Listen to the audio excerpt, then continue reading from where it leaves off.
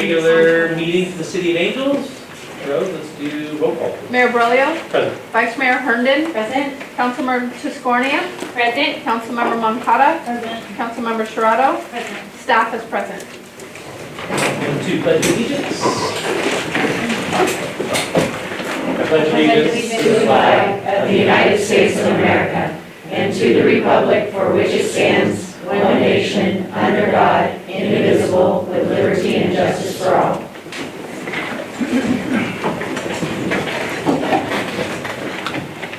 Next, we report out of closed session. Item A, council approved settlement with risk management pool. And B, C, and D, direction was given to staff.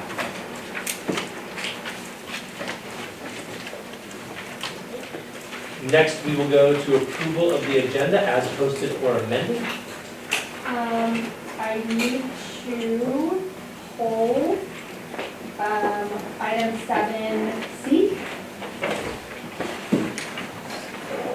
Or for later date. That will be to hold for later item Okay. with further action and discussion with council.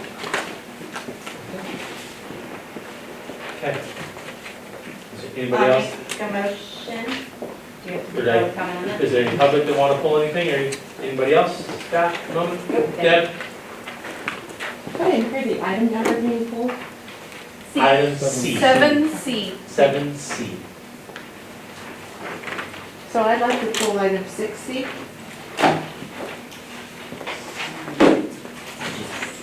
Consent agenda, 6C. Okay, let me get to consent, and then we will pull that one at that time. We can pull it now. No, pull it out? Uh-huh. Okay. So Deb, you're gonna pull C.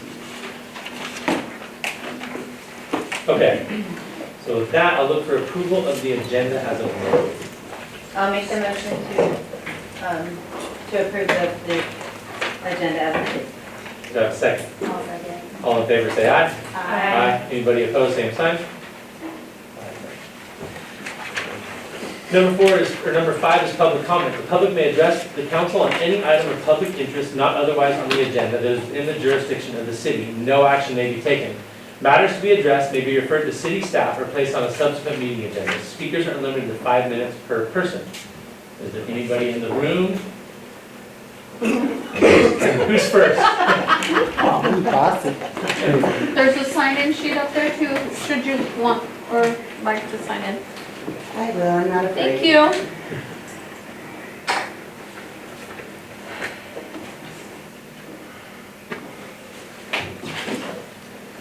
Good evening, Mayor and council members. The reason I'm here is I just wanted to thank the city for their support in our recent event, the Calaveras County Fair and Angels Camp Fire Dept. Biggest attendance since I've been the CEO, and it was amazing. But I especially would like to thank, I'm glad Chief Robaugh is here, I'd like to thank Mike Downs, who's on South County. Is that what you call the guys? Altaville Loans. Altaville Any works here Loans. too? Yeah. He just showed incredible leadership, and we had some situations that he was just very clear-headed, and you could tell that he's had a lot of good training, and I really appreciated his support during the event. And when you increase your attendance by that many people, your incidents go up. So it was just awesome to have such experienced people. I would also like to take the opportunity to thank Chief Ellis, who just came and did what he does best, and his people. And so I just want you guys to know that you have some fantastic people working for you, and they did an incredible job, and we appreciate their partnership. So thank you. Thank you very much. Thank you. And you did a fantastic job. Here's that. There's stuff there.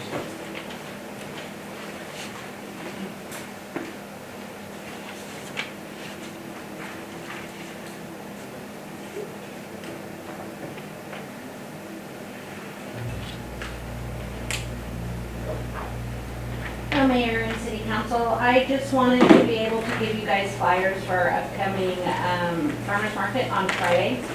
We worked really hard, we're looking forward to it. We're hoping it goes really well. It'd be nice to see everybody's smiling face there. to show the support and show the community that we're pushing along and working together and working to get things functional and running in Angels Camp again. So I'm going to bring these to you guys. Thank you. I want to get rid of this face, so. Thank you. Thank you. Yeah, thank you. Oh, and say you're gonna sell ticket, the last of the tickets. Oh, yeah, we have a little less than 50? Yes. Little less than 50 of the recession buster tickets. The last of them will be sold at the market. So And the winner.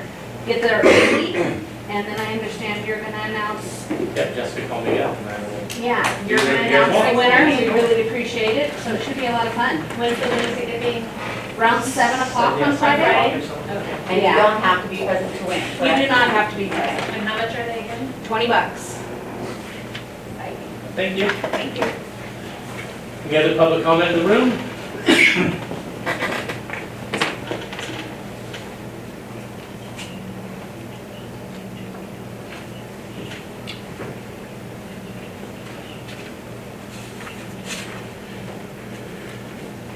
So Debbie Connie and I'm here tonight on behalf of the Calaveras County Arts Council, being an art supporter. So music in the park is back in full swing and they have a full lineup of activity. And in Angels Camp, we have the Black Irish Band who will be playing on June 29th in Utica Park. And it's a free event and it usually is a full park of lots of fun and entertainment and people coming together and enjoying each other's company and fine music. So hope to see you on June 29th. Thank you, Deb. What time is that at, Debbie? It goes from 6:30 to 8. Do they have food and stuff then, or are they planning to, or do you have any idea? Sorry. Yeah, they do. Usually they don't because it's another layer of stuff that they have to do. So it's, they do encourage the picnic basket and that sort of thing. Bring your lawn chair. They ask for the low boy lawn chairs and blankets and things like that.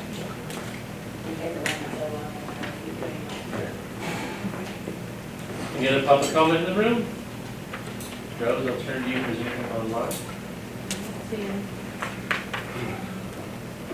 Check public comment off the list. Next we go to item number 6, consent agenda.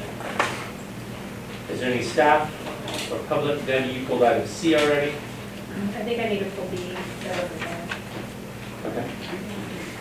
And C, just, we need, I'll be recusing myself from C. Yep. Correct, so when it comes back, I'll send out. Deb, gentlemen, no. So I would look for a motion then to approve A and D. I'll make the motion. I'll Okay. second. Go to your phone. All in favor of A and D, say aye. Aye. Anybody opposed, same sign. Because A and D are done. Next, we'll move to item B, which you will recuse yourself. So I would look for a motion for item B. I'll make a motion for item B. I'll second. All in favor, say aye. Aye. Okay, item C. Debbie, you pulled out.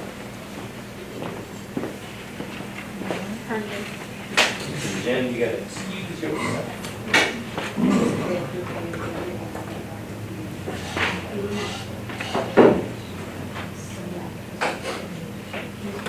So thank you for pulling this item and really speaking on wearing a multitude of hats. Give me 1 second. Let me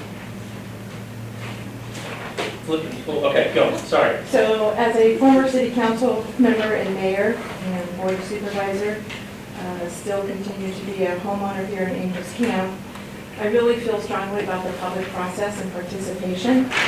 And I hope that you'll consider removing these 2 items on tonight's agenda and going out for public solicitation.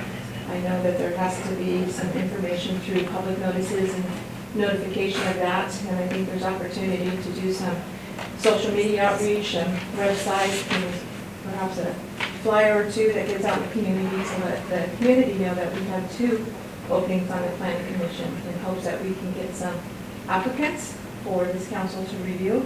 It's always nice to have several applicants to be able to choose from. I do recognize in the past that there hasn't been the applicants that have come forward, but I also believe that timing is everything. And there's been others who have wanted to participate, but maybe the timing wasn't right for them at that particular moment. So I think it's important that as a public body, that you encourage public participation in this. And at least if you don't get it and you have to make a decision, you can at least let the public know that you tried on every level to solicit people to apply and participate in their local government. And this is one good way of doing it instead of just reappointing. I appreciate the two gentlemen who wish to continue to serve and hope that they will reapply and be considered. But I think at this point it's really important that we get more public participation in this process, and I believe this is one way to encourage that. So I ask that this be referred back to staff and with some direction of being able to go through the public process that they have to encourage additional people to apply. And I also understand the staff notes Bill was concerned about having a full planning commission, and I understand that too. Well, that's just as important. And I believe the far-reaching one is to really encourage that public participation in getting people to apply. Thank you. So this is a question that came to me from council. It did reach out to legal. Our policy doesn't require the publication. It's really up to council if you want to do it or not. If that is something that you want to see happening going forward, I would recommend that we make an amendment to our policy and do it that way. If council, wants to advertise this one as this county has recommended, that's certainly your prerogative as well. Currently, we have no publishing requirements or advertising requirements for it. How many terms, concurrent terms can Like subsequent? Yeah, there isn't. so they can just serve indefinitely?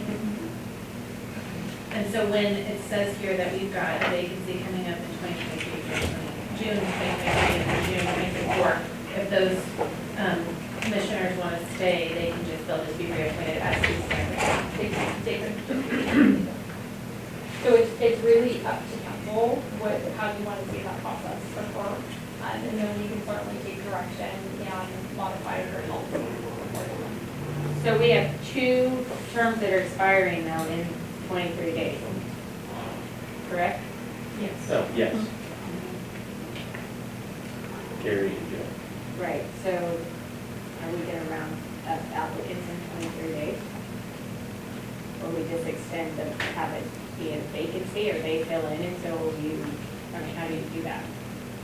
You could run it for as long as you wanted to. I think you could run it for 1 week or 1 day or however long you want to put it out there. Right? I don't think you have to have a set. There isn't. If there's nothing in There's the nothing in policy. the There's nothing in the policy, so you could run it for 1 day, 1 week. And if you don't get any applicants, then you just appoint them. Not that they're willing, so, right.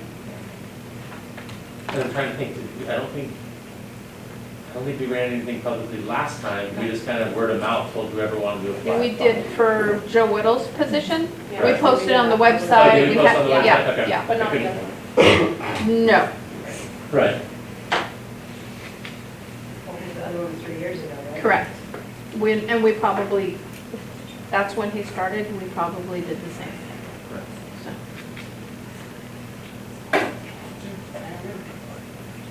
Discussion, council, what do you guys want to do? Well, with there being such a short amount of time, and there being 2 vacancies, one coming up in the next year and then one coming up in 2 years, and also was Joe the only person who applied? Correct. He was the only person. So, I would think, or my opinion of this would be to reappoint these 2 commissioners and to make sure that in the future, we do open it up to the public moving forward. That's my opinion. And I'll second it. I was making a motion. I agree. I agree. I mean, just because we're on a shoot for short timeline. Yeah, I mean, for me, I think Joe applied, was the only one that applied last time. These 2 commissioners are due up by the end of the month. I think we push these guys, we re-up these guys, and then in 23 and 24, we do need to change our policy and put it out to the public. Yeah. So I would make a motion to approve Gary and Joseph, and then moving forward, we do publicly advertise. Yeah, because it's coming to us just 27 or whatever it is, 23 days before the appointment. So this is in a bind. Yeah. And then, and then we will update the policy and bring that back to council. Okay, so there's a motion. I'll Maybe a second. second one, okay. All in favor, say aye. Aye. Anybody opposed, same sign?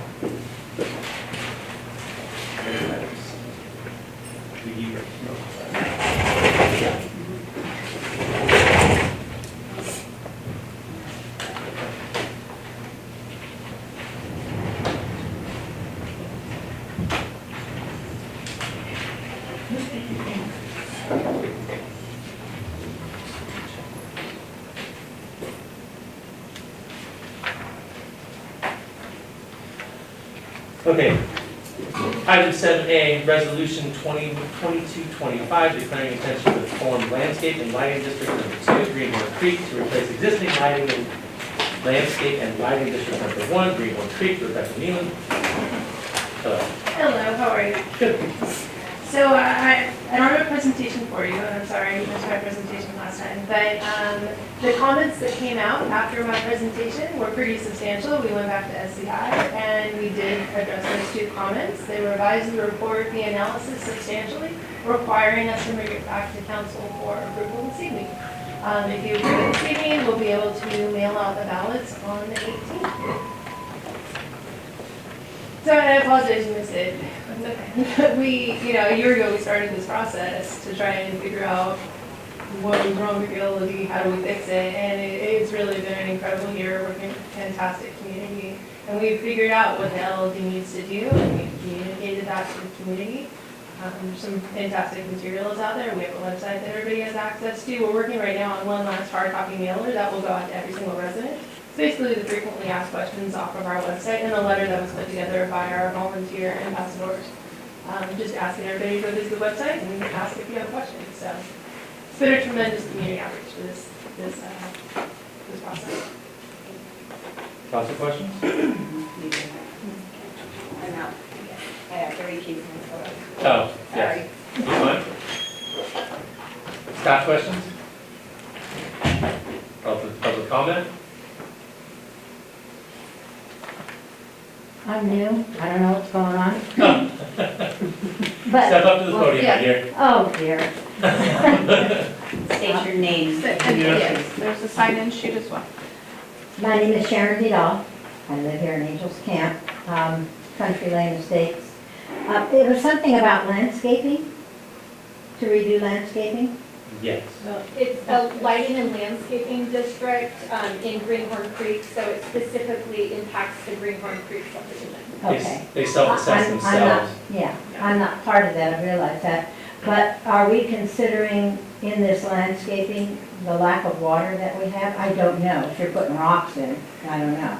In there is removal of grass that takes a lot of, if I remember Yeah. right, or Rebecca, if you, I'm sorry. The Oh. lady behind you, Sorry. she knows all about it more than me, and she's probably better to speak on it to you. Okay. Is there any other questions at the moment? No, just that, my concern about water Okay. and use, and since I wasn't here before, so just asking, okay? Rebecca will answer your questions for you. Oh, okay. Yeah, Thank you. absolutely. There's also all kinds of reading material online on our website that you could Good, thank you. spend countless hours Thank reading.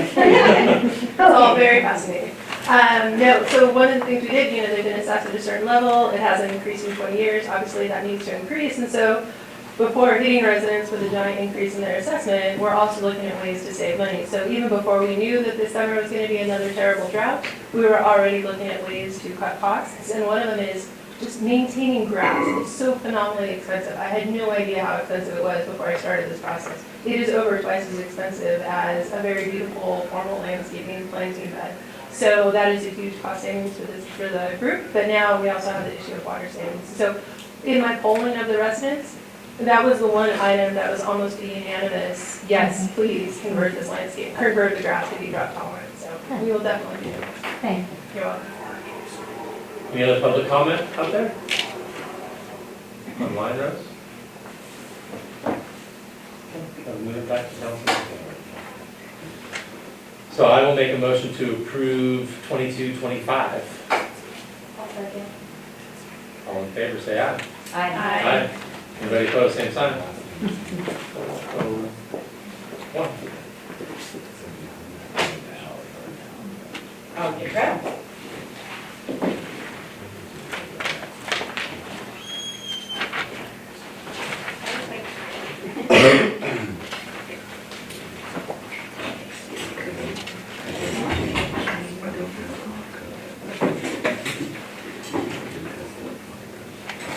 Okay. Item B, discussion and approval of a budget amendment for water line replacement project overage for Beckton. Sorry. Just need to wrap it. I know. Okay, so this item, with the Murphy's Bridge Road sidewalk project, there was the need to move a water line. And so that information kind of came out after the initial approval of the project. So it was known back in December of 2021 that needed to happen. That was brought before council. They did approve that change order associated with the project. But at the time, a couple of things. One is that budget remained as part of that Murphy's Bridge Road project instead of it being a separate CIP specifically in the water replacement fund. And then as the project was progressing, they came across some pretty significant rock that was difficult to get around. So that increased the overall labor and time and contract management associated with doing the work. So this is really two things. One is to approve a budget amendment increasing the total amount by $32,000. And in addition, moving the entirety of the project out of the Murphy's Bridge Road project to its own water line replacement program project in the water line.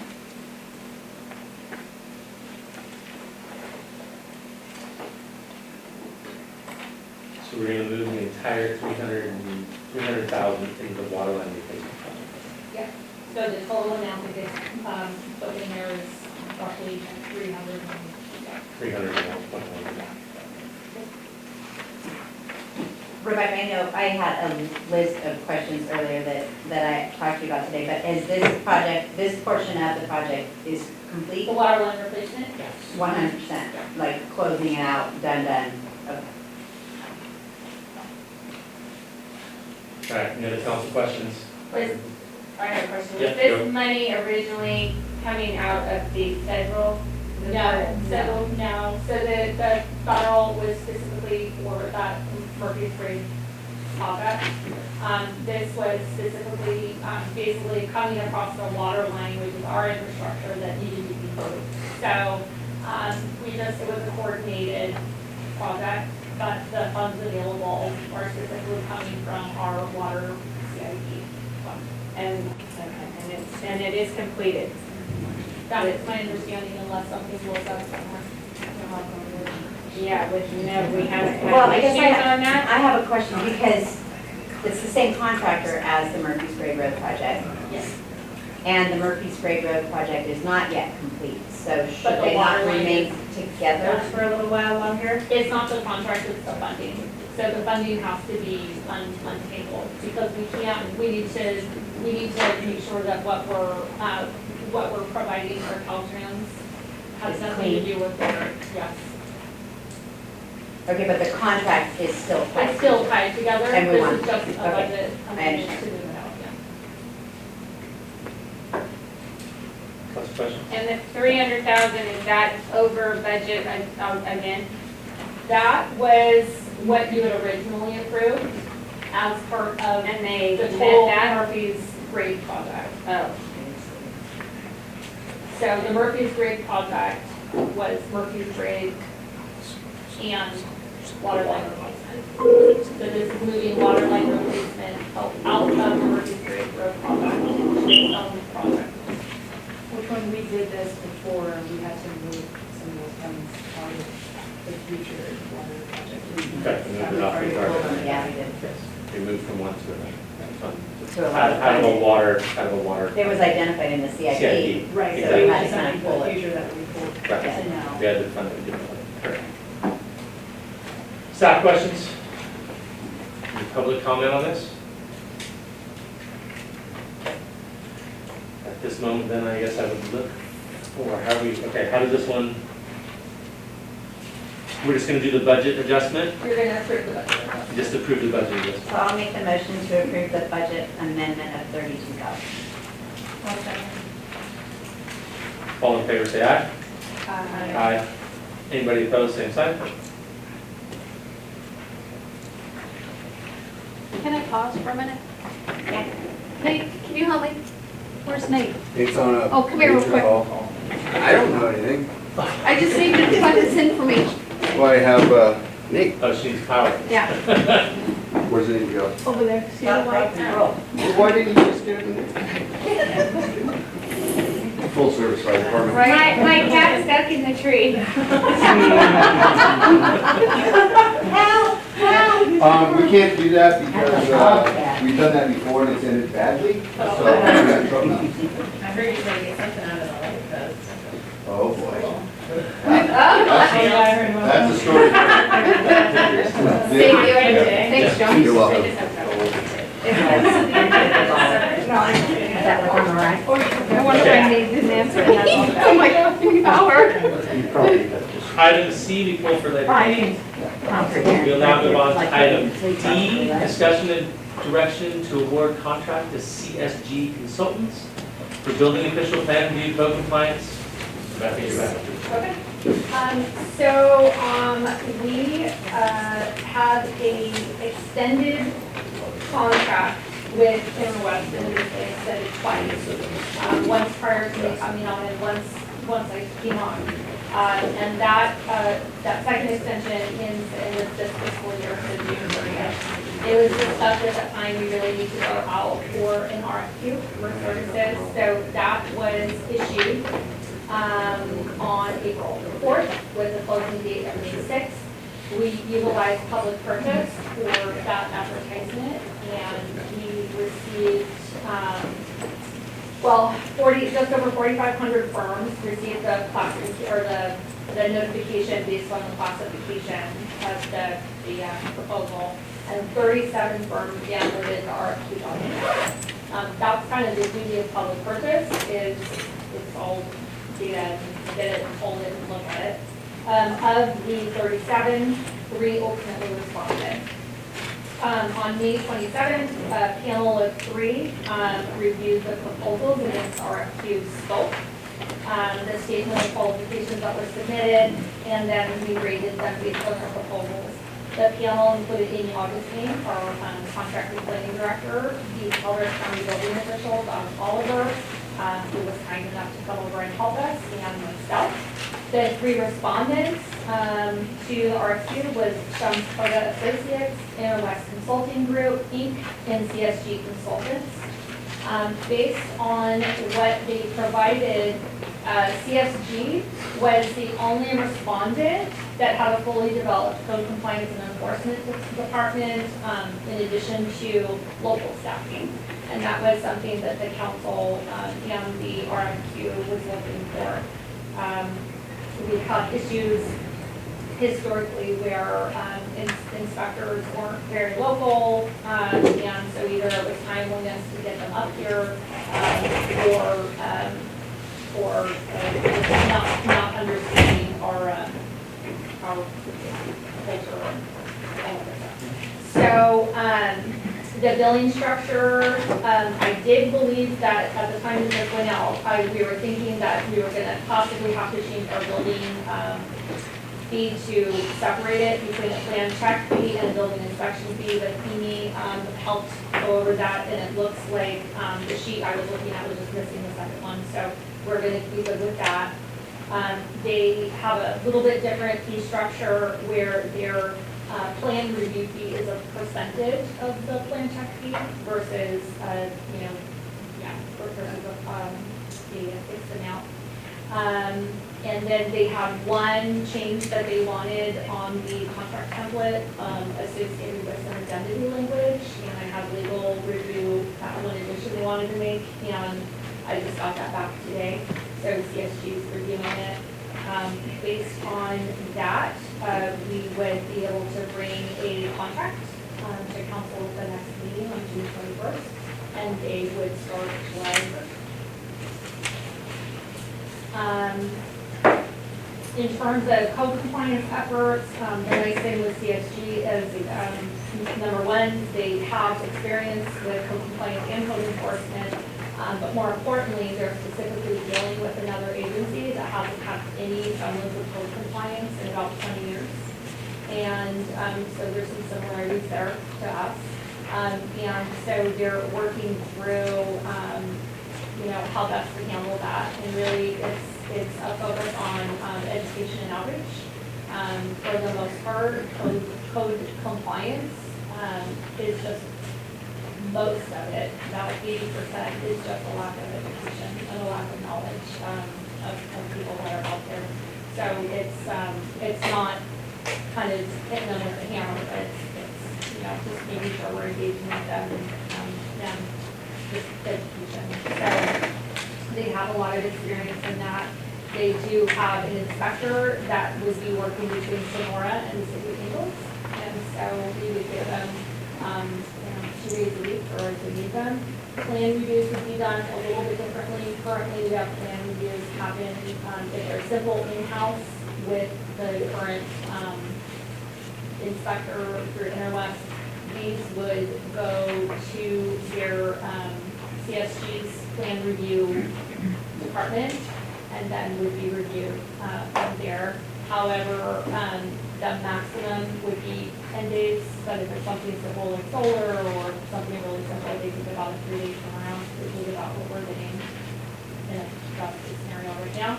The other nice part with CSG is they make everything electronic, so even if we get paper, they will turn it into an electronic file, and then also we have tools for us to be able to keep track of what's outstanding. So if there is a bottleneck, I will be able to see, why that is, instead of having to go into the group to the file. How long is the contract? The contract, I would make the recommendation to do in 3 years. And then what if they're just horrible and we get out of it? So if there's any sort of a breach within a contract, then obviously if they're not providing the services that they are agreeing to as terms of the contract, there's always Unbelievable. I guess they aren't showing what they're supposed to. So this is their team that they're proposing to us, Rebecca. Who is the Sonora inspector? Is it the Jared gentleman, Jared Claypool? Because I don't see his. Jeff James is the building official. He would be our immediate, our go-to person for everything. But not for the inspections. The inspections, he didn't give me his name. And I don't see that in any of the, like the resumes. But I did talk to him, earlier I talked to him yesterday, so he was confirming, that would be the inspector. But there's other people on this list, that are also local. So in terms of, plans examiners, there are local people here. You might I see that recognize some of their names from. Right, I the would be curious to see the resume for the Sonora gentleman, I believe you're mentioning, that's gonna be our shared gentleman. And the nice part with all of their, what is plan review, chief building officials, inspectors, code compliance, anything, they are fully certificated. That was also something that we found in the other proposals, that they had experience, but they did not have certifications. How does this go in line with our budget? So for the budget, for my memo, what I included in the 22-23 fiscal year, what we have been budgeting for building and plan review was 80,000. This, I would make a proposal to do 90,000. And then code compliance, we haven't budgeted anything for code compliance, so my recommendation would be to budget 20,000. And then we'll just have to review, as we go. The other nice part with CSGs, given their expertise, I think that it'll be a good match for some of the larger projects that we have coming. So they can fill in for some of that. And being that they're local, we're not doing travel time. No, so that's kind of the cost benefit too with the Sonora inspector specifically, is, if he's doing inspections in the morning in Sonora, he can come over here and do an inspection on, yeah. So there's a lot more Because that's the flexibility. biggest, Yeah, like, that's yeah, the issue. it's 100%. yeah, accessibility. Right. The only thing, so of the proposal was really well written and very impressive. The billing rate, that wasn't on here. I know it's in the table of contents, but it wasn't on the back. I have the billing rate, so generally some of the, I can get it for you. Okay. I just like to take on that, just more curiosity. And then I'd like that resignation. All right. If there's a way to get it for the individual. For the local? Yeah, I know, I just don't see who they're proposing. And is it, it's gonna be the same guy the whole time? No, it's not the gentleman. Well, it should be, I It's mean, not, if yeah. we have turnover like anyone else, then Right. it's fine. And I mean, we're not gonna one week get Joe and the next week get Bill and the next week get Bob. Okay, perfect. And how That's hard to the work with. transition, as of July 1st with our current permits and things and buildings, and it should be seamless with this new group. Yes, so whatever's open, they're gonna have to close out, or they will have, we'll have where it's left off. So we'll have staff. But they've been notified as well. How do you propose the transition? I think that we probably have, current contractors and. In the middle of project. In the middle, yeah, exactly, and there's gotta be a bit of a, not a notification, I'm not saying just notify, but I mean, I can understand that there's a new sheriff in town, right? There's a new way to So do things. all, which is unfortunate, but all, I'll need to it's talk to all, you. but it's all paper. Everything is paper right now. So it's literally picking up a file and having the person come in from CSG and saying, here's where it got left off. Okay, Everything is paper right now. So, that is the benefit with CSG as well, is that would be way easier than the digital than these ginormous paper files. We know where everything's left off based on the paper formats that we have. Also, Alicia gets CC'd on everything. So any correspondence that's been happening between Interwest and a contractor or an engineer or whatever, she's on all of it. So she will be able to. She'll be the lead. that. and then I'm sure that there's just gonna be new ordinances that are gonna be enforced differently or more stringently or not so stringent, I don't know. So I think that there just needs to be a bit of an education curve for our current contractors, that they're gonna be all in an uproar saying, oh, this new guy's, the other guy let me do this and back in the day and whatever. So I think we need to, I think people might be worried about the goalposts being moved in the For middle sure. of their project. in the middle, or even, last year when I did the same deck remodel, it didn't have the. Well, that's happening right now. I know, but it's gonna happen again. Right. With Yeah. the same person. Right, but it's- It could be good or it could be bad, so. No, we but just it's have to be happening right now with the same Go person. Well, we know that. So, Yeah, that's why we're in this whole quick transition. Yeah. Right? Okay. Well, and a personality that fits the mindset of our local contractors to help educate them. I don't know, hold on, I gotta get public. Just discussion. Any other staff questions, comments? Any public comments, questions? Those online? Yeah, so it's just direction to me to move forward with contracting and awarding, and then we'll bring it back to the next meeting. Would you want to poll us or just direction? I say move forward. She got some direction from Yeah, two you council want to members. hold? So you want me to, so Aye. Mayor Brolia, Move forward with CSG. Vice Mayor Herndon, Approved. Councilmember Right, Siscordia, Yes, move forward. Councilmember Sharada, Yes. Councilmember Moncada. Thank you. Thank you. Direction is needed. Thank you. Okay. Item E, discussion and direction for the fiscal year 22-23 proposed budget. Rebecca, you are up. So the biggest change that you'll immediately notice on this is it's smaller. I thought the important thing with the budget was to bring it down to basics. Where's our funding sources? What are the uses for those respective funding sources? and making sure that they are all aligned. So the memo is pretty straightforward. We are required to have an adopted budget no later than June 30th of 2022, so that means it takes effect July 1st. Myself and departments, we discussed needs and available resources to determine what options we have for this next fiscal year. I started on February 7th, and the first thing that I did was just start looking at the fund balances, the departmental budgets, special revenue budgets, looking at transactional information, looking at trend analysis, what things made sense, what things didn't make sense, and also looking at the balances of assets and liabilities. A lot of that is pretty telling because things either look okay or things don't look okay, and so that kind of gives me an inkling of transactional corrections that need to be made, or we're missing revenue, or our expenditures aren't in line with what I would expect them to be. So that kind of helps start formulating where we need to be or where we're going to end up.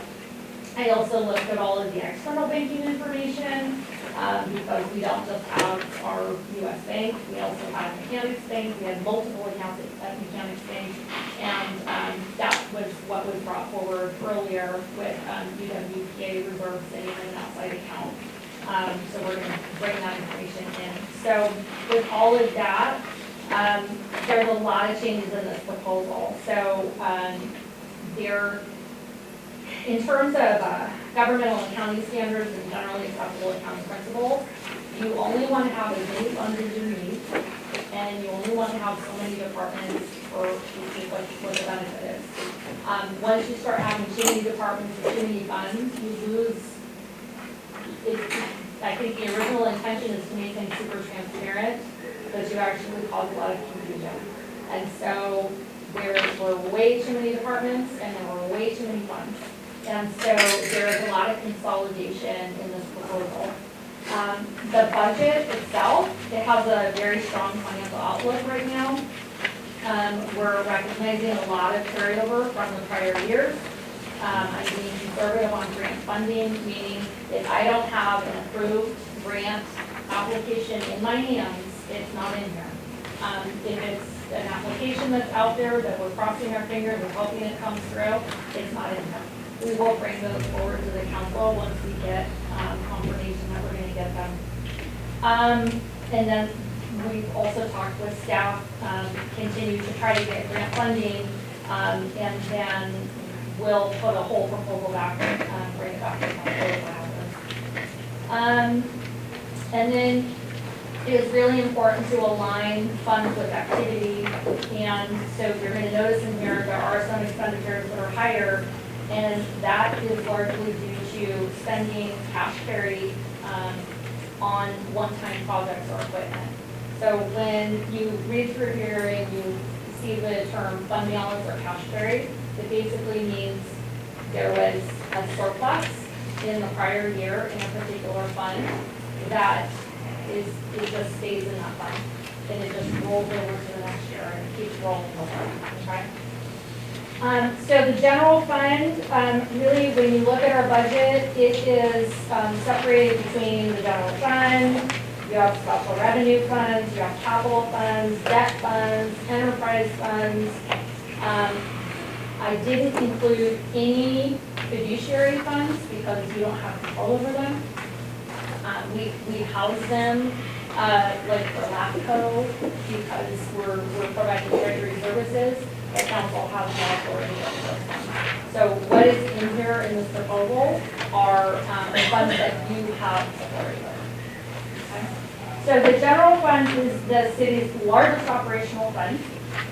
That's where you're going to find the core of all of our operations. That's where public safety is, streets and roads, administration, finance, city council, our attorney, community services, all that good stuff. Building, public planning, engineering. It's all general fund. In terms of major funding sources for the general fund, that would be tax revenues, so like property taxes. And I think what's important to understand, because I get this question a lot, if you live in the city of Angels and you're paying your property taxes, you don't understand why we don't have money to get water in the city. The reason is the city receives 0.785% of 1%. We receive a fractional portion of the 1% of the property taxes. The majority of schools, followed by the county and followed by special districts. So that is a calculation, a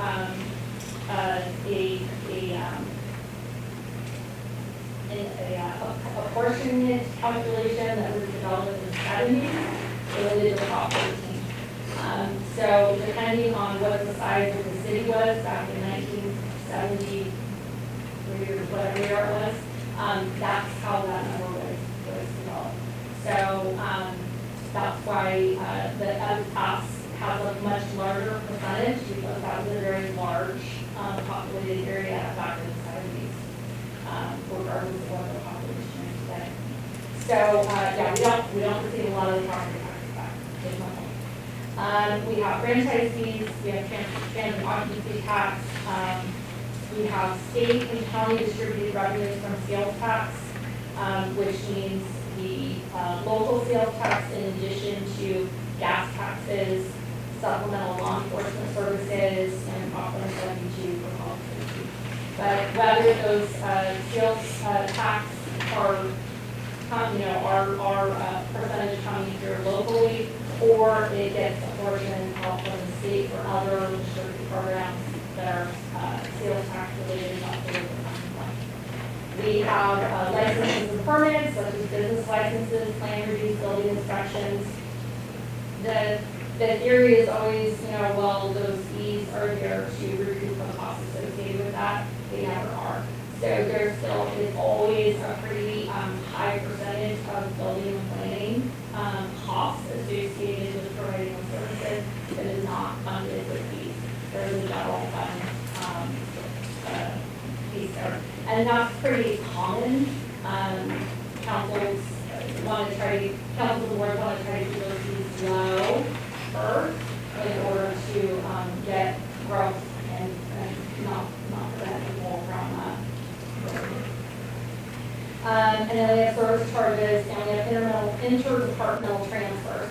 So when you think of that, we provide services that benefit water and sewer. So our attorney, there are going to be costs associated with what is just overhead, whether it's finance, administration, HR services.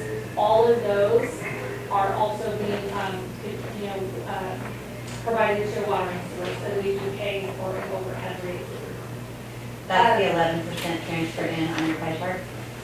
Some of that is that, and some of that is special revenue funds, which we'll talk about.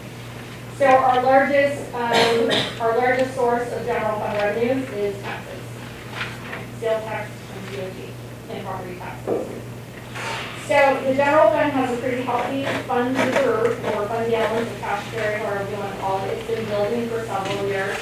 So that next, do you have that presentation that you put on the screen? This one? No. Yeah, probably okay. So the general fund has been growing. So the chart that you see in 2015 had about $1 million in it. And then you can tell in 2019-20, it starts going up. That would have been with the DOT and the sales tax start taking effect, right? And what's interesting though, is in 21 and 21-22 as projected, it goes from 19-20 to just over 2 million to over 4 million in 2021 and 21-22. And the reason is, I think when you come from a period where things are not financially healthy, you don't spend money. So even though the revenues were going up, there was no desire to expand the budget. And the desire was to really try to reserve as much money as possible in the case that we ever got into this predicament and where sales tax goes down, DOT goes down, and like that. So you see this kind of restriction of budget, even though the revenues are getting higher. So the largest factor of the general fund balance increase is from sales tax and TOT. There was higher grant funding and there were some strike team reimbursements that happened. So the thing with the strike team reimbursements, and Chief Rorabaugh and I have talked about this at length since they started. His understanding, and I don't know what prior council or prior administrators' discussion was, but when you do strike teams, you send your staff out there, you keep track of all of your personnel costs and your materials and supplies costs, and you also get credit for the equipment that you use. And so when that reimbursement comes back, it pays for the staff that went out, pays all overtime, your fuel, your all the stuff, and then it also pays for an equipment use fee. And that equipment use fee was intended to be set aside so that when you need to buy another fire truck or you need to buy equipment, that money would be there to do that. Because it's wear and tear, new tires. But beyond that, like whole new fire trucks, that's not what happened. So what was happening is he would send staff out, they'd do strike team, the reimbursement would come back, it would stay in the general fund, and then it would just roll over and get reallocated. So when he would come to me and say, well, I have all this money sitting in the strike team fund, and you don't have a strike team fund, it's all in the general fund. So part of this proposal is making the recommendation that we actually split the strike team away from the general fund. It needs to be self-funded. It's not dependent on the general fund, but then that equipment reimbursement comes in and it stays there. So when he needs whatever he needs equipment-wise, he's not relying on the general fund, he's relying on strike team monies that he got reimbursed for. So I will say there is some money in the general fund that's from prior years of strike team reimbursements that have just been baked into it. The reserve policy for the general fund, there was one that was adopted in April of 2019. It was done by minute order as opposed to a resolution. It's lacking methodology in terms of anyone to interpret it. So I would make the recommendation that we work on that policy and bring it back to council as part of a wider policy development that is easier to interpret. But at this point, I would recommend establishing a new contingency fund or reserve fund for the general fund and move $2 million of the general fund balance to it. Right now, all the money is just in the general fund and just sitting there as part of the operational general fund. My recommendation is to truly reserve it. And so we would make sure that the policy is very clear on what it can or cannot be used for. And then that would still leave $1.8 million of unassigned balance in the general fund, or 33% of operating. It still can't do anything with it. Still can't spend the 1.8 million without council approval. But what I would say is, as we feel more comfortable in that, we might move some of that 1.8 to the reserve fund as it's identified additional general fund capital projects that need to be done. We need some of that goes through there as we continue to look at our move forward through the strategic plan for the city. Whatever it is. So I think for right now, move the $2 million to the new contingency or reserve fund for the general fund, and we would leave the $1.8 million in the operating general fund, but it still sits there. So we're gonna have a $2 million and a 1.8. And it also looks a lot better on our financials because it's specifically restricted. So it starts giving us a very good, healthy financial. Are you going to bring a new policy? Yes. So that's all on the revenue side and fund balance side.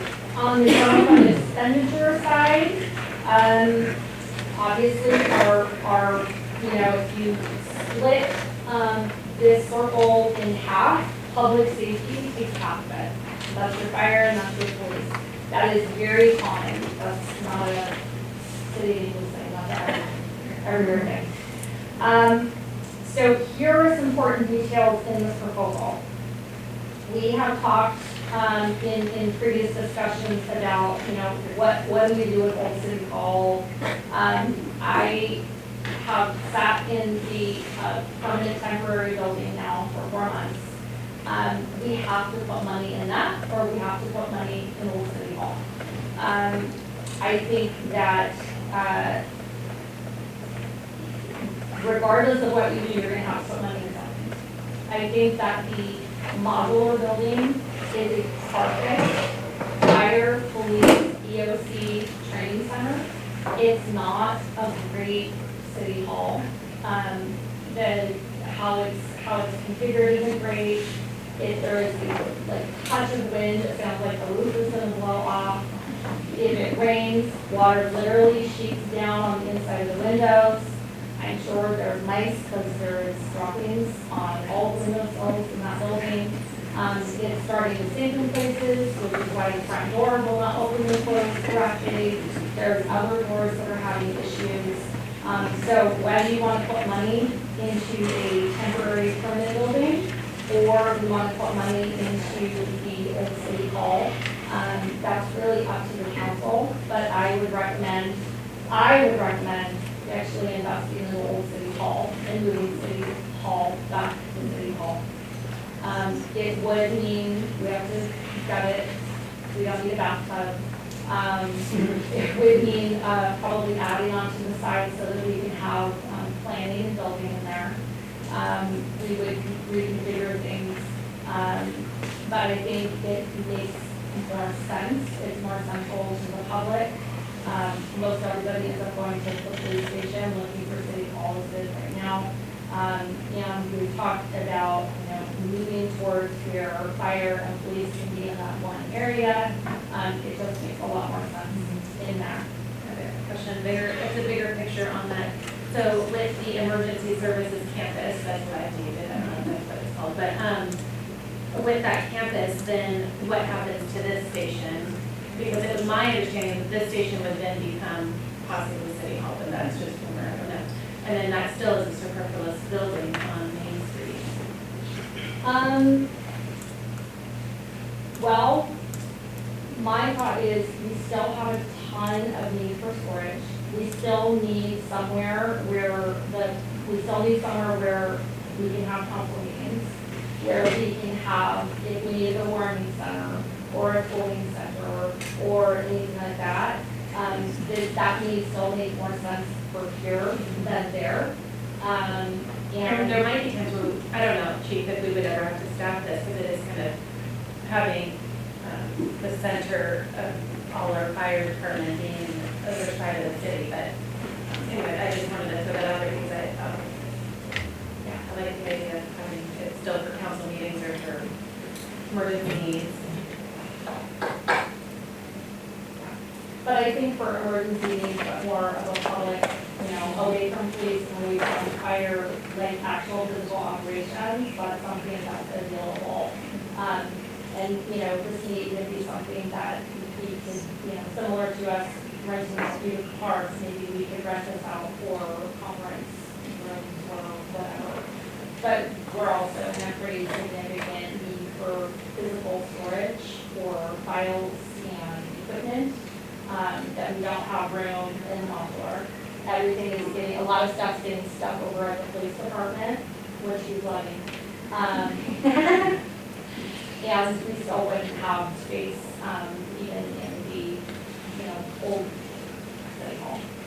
So there's always a room, there's always a need for additional storage space as well.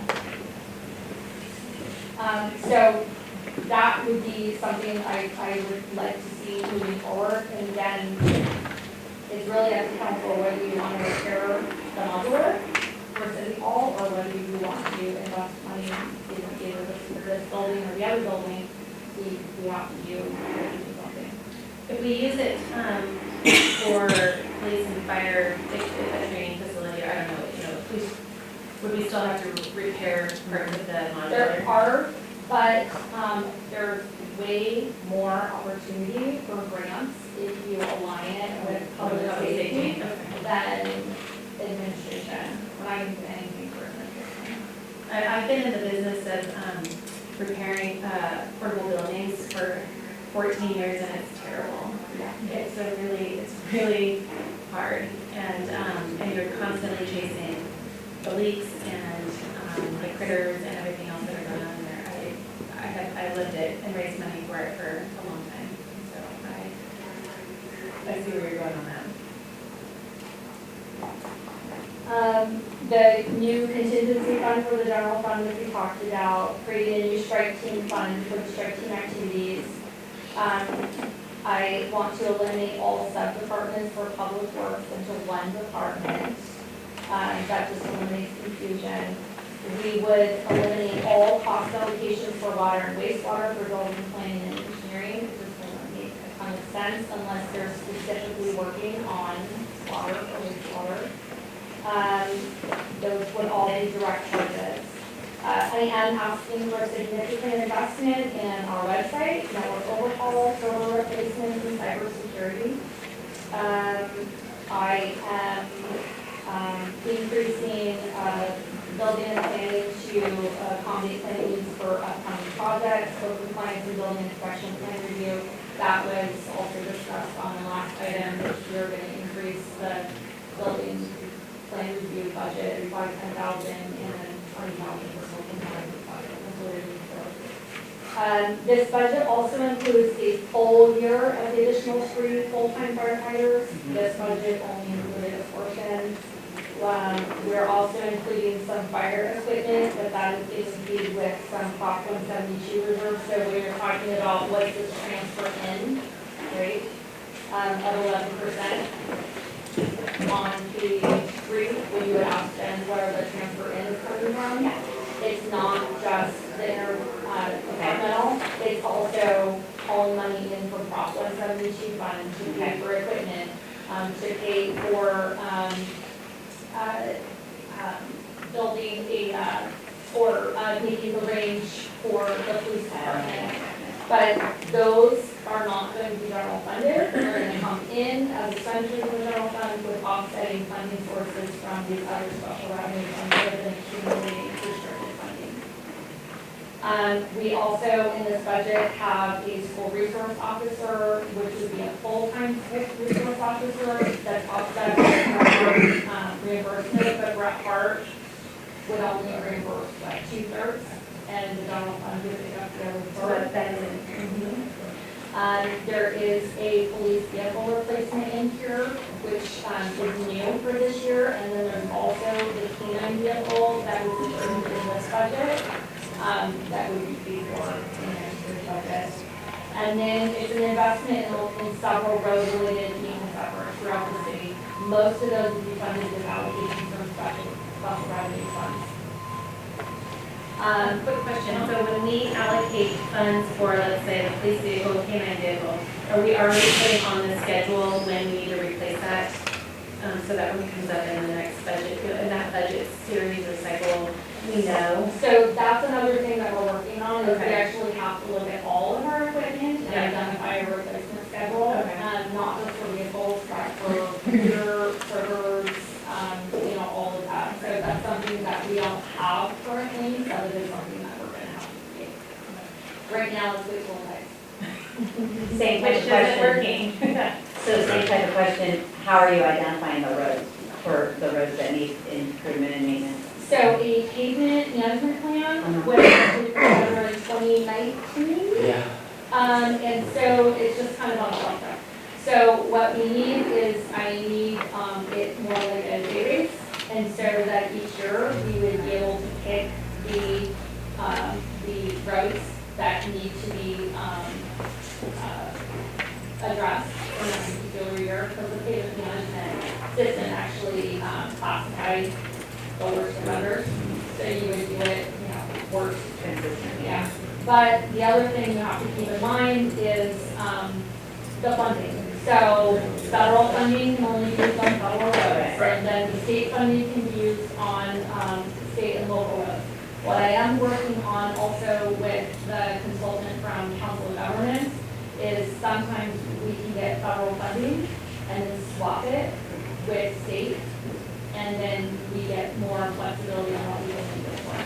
So, some of it's gonna be on worse roads in addition to funding that's available. So we might have a road that isn't the worst, but it has available funding, so we can do that one. So overall, this proposal is requesting to expend almost $318,000 more than projected sources. So we're recommending spending more than we're bringing in this year by almost $318,000. And that is specifically because of fund balance is being carried over. And then I never like to spend more than we bring in on any given year. However, I do feel if you're gonna align one-time expenditures with one-time funding, which is cash carry, then it makes sense. I don't ever recommend funding ongoing expenditures with one-time funding. So one-time expenses, we're looking at about 244, 321. This is the list of one-time expenditures that are specifically general funded, okay? And then in addition, there was a big change in building and planning. And a lot of that has to do with, there's 30,000 for the new contract for building and control code. And in addition, there's a change in methodology in terms of costing out building and planning and making sure that it's aligned with actual activities. And it's recognition that building and planning does cost the general fund. Code compliance is a health and safety activity. It never pencils out. It's like they're not revenue generators. So it's gonna be a matter of having additional conversations with council in terms of what do you want to see with code compliance. So it's not like we're gonna on July 1st, like go gangbusters out there. It's going to be bringing forward a plan and a proposal to council and what you guys want to see. My recommendation is really to focus on education and outreach as much as possible. And, obviously if it's very egregious health and safety issues, we would address those. And then lastly, Public Works has had a tremendous amount of deferred maintenance, and they've just become a priority. So there's a lot of tools and safety equipment for maintenance. There's a whole hazard tree issue that we need to deal with. And so there is additional expenses that we need to deal with, about almost 49,000. So that's the general fund. Any questions for anyone? New council member training. New council member training. So normally what would happen is a new council member is going to come on January 1st. And then I would say, oh, congratulations, I'm going to send you to new council member academy training. And you're going to go to the CSAC conference in person, and you're going to learn all the ins and outs of being council members. You didn't get to do that because either you came in, not at the January time, or it was COVID. And so they didn't have in-person academy for council members. They had online. That's not the greatest way to learn, because the greatest way to learn at those is by networking and listening to the dialogue that's happening around you. That's the one probably, thing that was a real bummer because of COVID, because it really, it didn't allow anyone to really engage with ideas out there. So my recommendation would be, because I'm not aware of anyone ever that any that we went to that council member training would be. But it helps you meet other council members. It's great for ideas, or if you're struggling with something, you can get other ideas from other council members or board members there. It makes sure you're not doing things that you shouldn't do. So it's not just protecting you, but it's protecting the city that you're working for. Okay,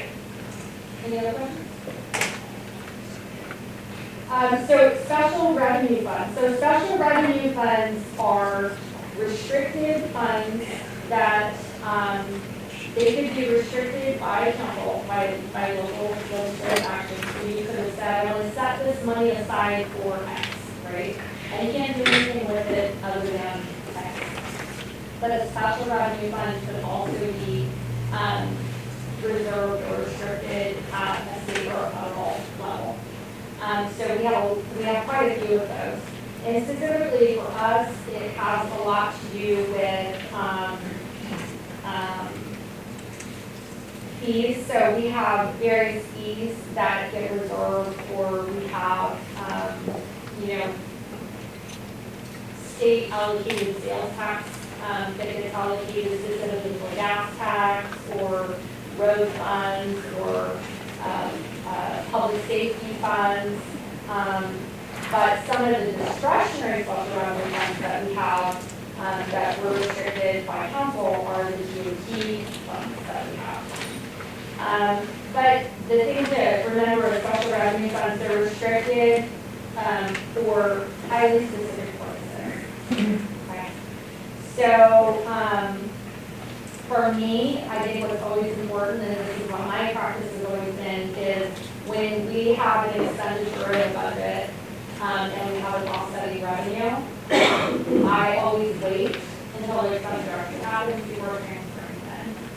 That doesn't always happen. And so that can kind of get you in trouble. So for me, the policy is always, if it's in the budget, you don't spend it, that transfer never happens. If it's in the budget and you actually spend it, then we'll be transferred. And that also helps retain that restricted balance as well. So the estimated fund balance for those funds is about $2.8 million. Based on all of the activities for the 22-23 budget, we would reduce that by about $289,311. And that's because we're taking some of those restricted funds and we're going to use them to offset equipment purchases, whatever. But it's restricted, so we're aligning the activity with the actual source of funding. And then we would obviously create that new strike team fund in there. Capital funds, we've got a handful of capital funds. So if you look on page 14 of your packet, this is the list of capital funds right there. So we have general fund, capital equipment fund. That is funded by selling assets. So if we have an old hoopty truck that's, within whatever department, then we sell it, then we get $1,000 for it. That $1,000 then goes to the capital equipment fund. It accumulates, and then as we build that, then we would buy equipment out of there. We have a general fund projects fund. That is really just to be a pass-through so that we can accumulate general fund projects, CIP projects that would happen, and then we would enroll those projects. But there's always a funding source and an expense, so we generally are never going to hold money in that fund. And then you've got your water and sewer. So there's sewer expansion and water expansion. Those are if you're a new, brand new customer doing brand new connection, you pay a capacity fee, you're buying capacity in your system. And that money gets set aside so that we can then expand the capacity as we need to. The water and sewer R&R, that is for replacement and rehabilitation of existing infrastructure. But anything that happens in those funds is always capital. You can't fund any operations with these credits. So the estimated fund balance across all the capital funds is about $7 million. We are estimating right now that balance will increase to about 8.7.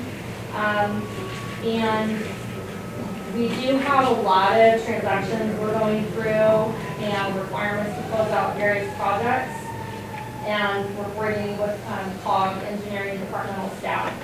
And so it's hard to gauge what our full CIP plan would look like right now because there's too many unknowns. in terms of funding that's out there with the state or feds or on the fiscal year with the feds. And so, and also to get this budget to where it was, a lot of the departments weren't historically as involved in the budget process as I have had them be involved. So we will work together after this budget month, and we'll start looking at a more detailed capital improvement project that's general fund, transportation, water, sewer, and bring that back to council. And then that may change where our projected funding outlays can happen on those capital projects. But we want to make sure we have a fully baked capital improvement plan. There is a capital improvement plan in the back of your budget that was from 2020 to 2025. But we need to really go back through it to determine what still needs to happen, what doesn't really make sense anymore. Plus, we know that there's additional CIP projects that need to happen that weren't contemplated in there. So on that whole CIP project, there was, to my knowledge, like some state violations, different things. Are we working on those? We have to work on those. Are we still gonna manage those as you're talking about building a whole new CIP plan? It all needs to be part of. So when we talk about the CIP, and this has been kind of, I think, part of the problem with the historical budget, it's like, oh, there's this one, and then there's this one, and then there's this one. We need one. And that then helps formulate where the priorities are, where we need to focus our resources, whether it's funding or staff. And then it also helps us prioritize. So obviously, mandates and violations are number one, along with health and safety. And then you start looking at, funding availability and, okay, well, here's this grant that aligns well with this project, so then that would be number two. I just want to make sure we're moving on, because there was some stuff in there, and then there's things at the town that happen for building and different things, so as long as those are still moving forward. And, Yep. Then we've got debt funds. The debt funds are specific to water and sewer long-term debt. And those two debt components were for capital improvement. So that debt schedule is on page 17. And the biggest thing is we actually had internal loans between water and sewer, and then we had external loans. There's no reason to have internal loans between water and sewer because sewer has plenty of money to pay water back. So part of this proposal is paying water back with the money that's sitting in the debt service sewer fund. And so we're clean, it's everything nice and clean. And then all we're left with is the external long-term debt. And that also helps our debt ratio, so eliminating that internal debt. And then your enterprise funds. So your enterprise funds would be water and sewer. There's two types of capital projects in water and sewer, which we talked about, which is repair and rehabilitation of existing infrastructure, and then the expansion of facilities and infrastructure to expand capacity. Okay? So enterprise funds are specifically rate funded. Sometimes we can get grants for water. Sometimes we can get grants for sewer, but not very often. Generally, it's going to be long-term debt for sewer, many more grant opportunities for water, and then you can use your rate revenue to leverage grant matching for long-term debt. But that's how we utilize that.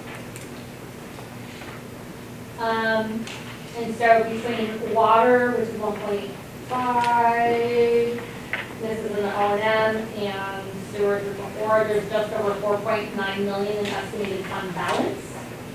So the recommendation is to transfer some of those O&M funds to the R&R, the R&R water and sewer. Because when you look at the rate study, part of the rate is for O&M and part of the rate is for capital. But for whatever reason, we haven't been transferring the capital out of O&M, we've just been So it would be a good idea to move a portion out of the O&M to the actual capital funds, so that it's restricted specifically for capital. And that's reflected on page 13. Any questions for anyone? Okay, UWPA. So UWPA has requested the contributing members to fund them at a level of $540,000. So $40,000 has come per UPI member for the water agreement. And then this next year will be $500,000. And the idea with the UWPA contribution is that each contributing member is collecting that as part of their rate structure, just passing that money on to UWPA. And when we look at our rate study, for whatever reason, and I haven't been able to figure this one out, so Michelle and I are going to go through and look through exactly what happened. But when you look at the rate study, the amount that is projected to put pass through UWPA is based on a rate by meter size, right? And so if you take meter size times those number of meters times that rate, you should equal the amount that you would pass through to UWPA. For whatever reason, it doesn't equal that. So each year we're short. And the reason it's been okay is because in year one, we only contributed like 180,000 to UWPA, but we collected 300 and something thousand. So we have this pretty substantial couch carry that has been just getting eaten away. So for 22-23, we're fine, because I found that money in the mechanics bank. We're using some of that. There's the remaining cash carry from last year, and there's going to be a little bit of cash carry left over. So when we add all these pieces up, we're fine for 22-23. But I think what's ultimately going to have to happen is, even though UWPA got notification that we're in a water list 3 by the skin of our teeth, in order to ensure that we have sufficient funds to build up to pay UWPA going forward, I would make the recommendation to actually increase that UWPA rate to a 3.5. So not the 3, but a 3.5. For two reasons. One, we need to start building up that future reserve so that when 23-24 comes along, we're not hitting rate years out of 4 or 5. And two, for whatever reason, that rate study is coming up short based on the rate that they recommended that we use. So the rate study goes from a 1 to a 6, so we're still within the ability to leverage that. But I would recommend not going straight to a 4 or 3.5 for the 22-23 year. And then we're also continuing to work with UWPA on grant opportunities, whatever opportunities that we can possibly work with them on to try to get their capital pieces funded. Because if we were only talking about operations and maintenance for UWPA, it wouldn't be a problem. But once you add on the capital projects that they need to fund and the reserve pieces that we need to fund, we're gonna run short come 2024. And then the other reason is, unless it starts raining, we're gonna have a water year 4 in 23-24. And so it gets us closer, so it's a smoother way of doing it, because to jump from a 3 straight to a 4, I think is a 27% increase. We were already anticipating the 3. Okay. So that's the one pretty critical recommendation I would make, is to go to a 3. So 3.5. So on page 9, there's a little table here. So it shows you what the 3 is by meter size, what the 4 is by meter size, what a 3.5 would be, and what the per month versus annual increase would be per customer. So if it's a 5/8 it's $22.68 per year. $1.89 a piece. What are the typical, single-family houses? Those are your, Those are generally fine. Right. and then, I mean, how many 6-inch lines do they have? I mean, is that your, I don't know. Yeah, there's not, Bighorn. Okay. yeah, I don't know who the second one is, but big one's for sure. So somewhat unnoticeable on most It's, water. it's not a huge hit. It's not going from 13 to 17. You're going from 13 to 15. And then we cross our fingers that we're only a water year 4. Year 23, 24. So in terms of this document overall though, there's a table of contents you can follow along with. I do talk about, the combined city funding, putting $2 million in the general fund contingency. When you look at the initial table on page 12, that is really it's a roll up of everything that's all the pages behind it. So you're looking at first column is the general fund, special revenue funds, capital funds, debt service, enterprise, and then the total for the budget overall. What the projected beginning balance would be, what the primary sources of revenue would be, what the primary expenditures would be, and then what the projected ending balance would be. And then on page 13, it's just broken up fund balances by fund type. So you got your general fund, your special revenue funds, your capital funds, your debt funds, and your enterprise. And then on 14, appropriations is just a fancy term for expenditures. So it's expenses and transfers out. Your revenue summary. So when you're looking at your overall appropriation summary and comparing that to your revenue summary, that's your ins and your outs. And then you've got your expenses by fund class, so specifically your expenditures by the general fund, the special revenue funds, your capital, your debt service enterprise, and same thing for revenue by class. The percentages are interesting. And so for any of the big swings in percentages, I tried to give a narrative in terms of why that is. But one of the big culprits really has to do with the change in methodology and allocating overhead. And so we're only allocating overhead where it's appropriate to allocate overhead. And then the appropriations net on page 16. This is specifically, you take this is by department and by fund, but if you take your, like city council has no revenue and only expenses. So, you're looking at a net general fund in audit of $36,382 if you look at the proposed column. And then you can tell that the only department, finance administration, that is positive, and that's because that's where all the sales tax comes in, that's where all the TOC comes in, that's where all of the main revenue, the discretionary revenue sources for the general fund come in. So when you look at that,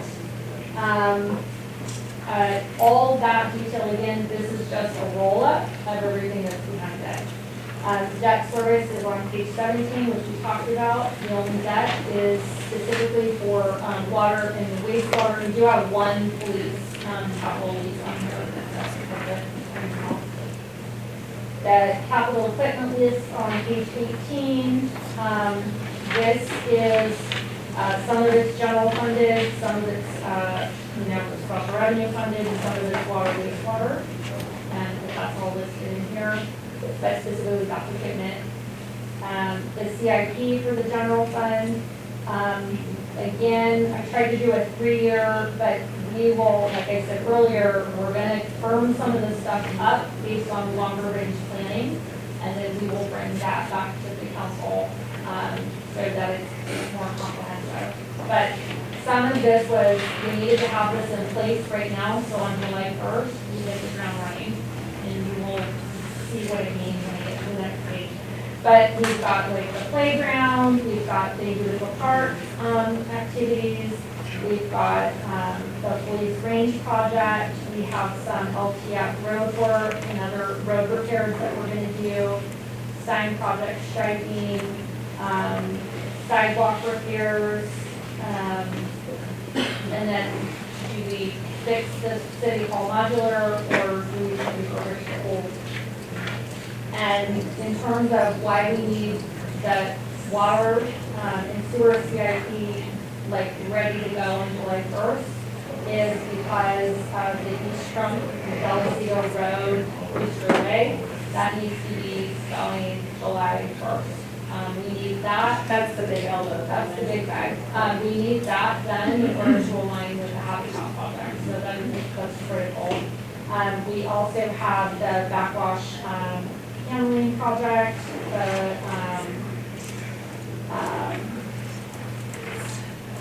let's see what else. PLC replacements, which Mr. Oakland has talked about, and I&I. Our recommendation is to annually do some I&I repairs. We're getting infiltration into our system, and so we need to start fixing those lines where there's either illegal taps or disintegrated lines, because stormwater gets in there and then we start treating stormwater and not what we want to do.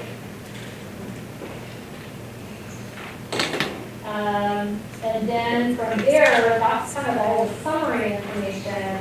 When you get to page 20, these are departments, not necessarily by line item, but consolidated. Just to be back on a second. On the east trunk, on the CIP sewer, Yes. east trunk sewer phase 1 Vallecito Road, the funding source has, what is that? It's a hazard mitigation grant. So, okay, so that is. And then it also, I can't remember the acronym, it was ARPA, it was American Rescue Funds, Okay. now it's, they changed the acronym. Anyway, it's a combination between the hazard mitigation grant and that American Rescue grant.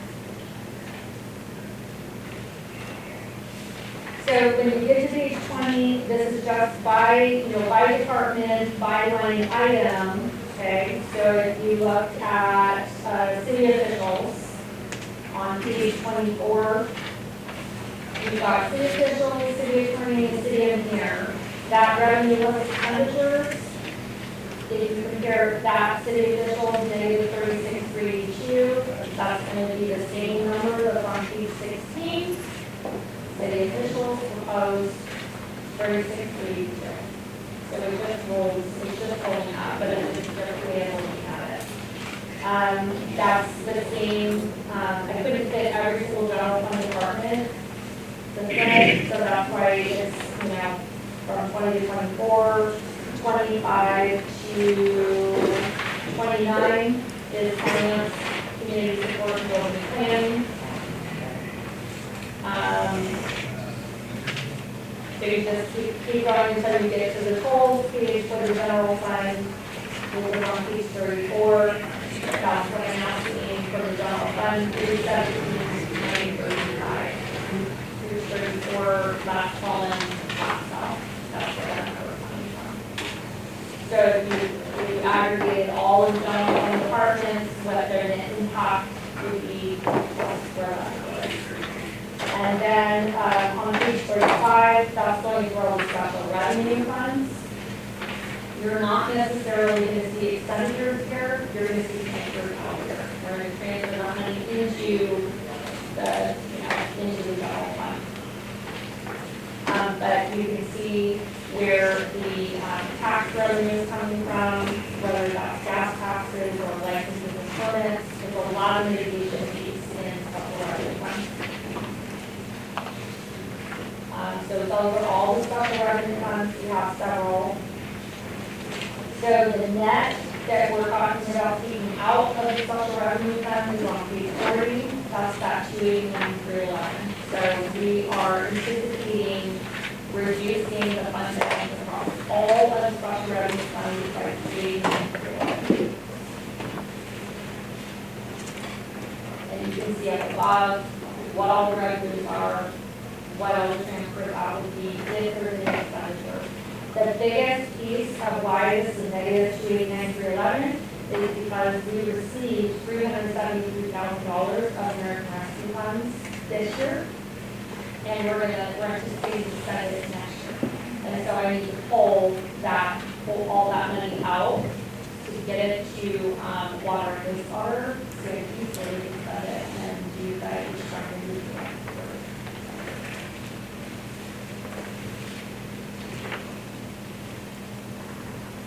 And then we've got the projected proposed strike team budget, which will become a new special revenue fund on page 41.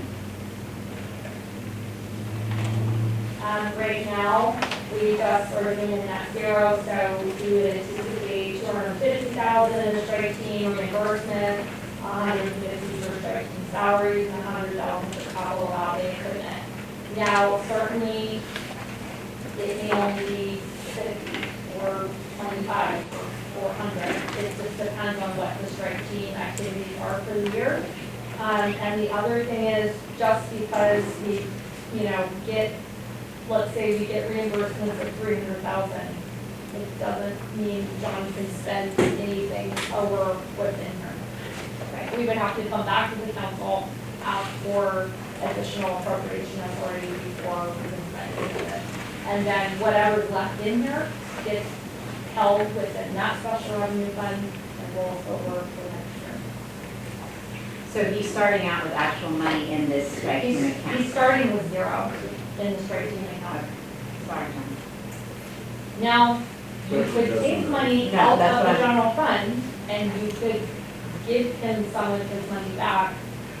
I did post that, but, we did write it. So these are anticipated revenues? Yes.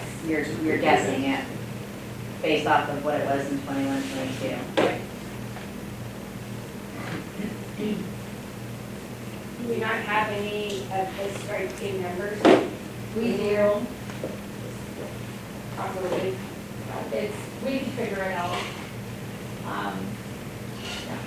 Trying to feel if there's things that they need to replace or if there's things that are needing our attention. Yeah, I don't want to send our team out if they need things, so. Yeah. So for this year, even though we didn't have any technical money in the strike team fund, we have been bringing forward to the council. Right. That needed beyond the various equipment that was coming out of the general fund, i.e. strike team money that had carried over from prior years.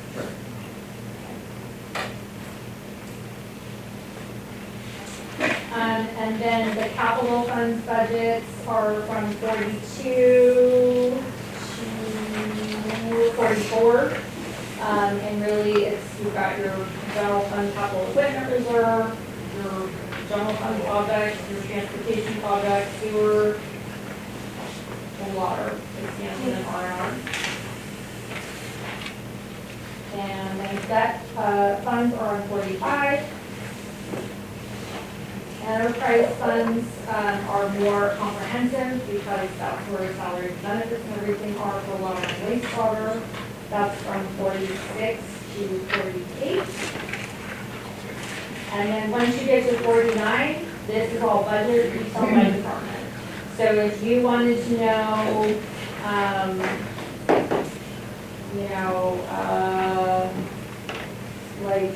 where's the salaries and benefits number come on the sewer O&M, you could come to, I don't have, you have to look at the table of contents, sewer O&M 69. And it's 6 full-time employees from Public Works, 2 full-time employees from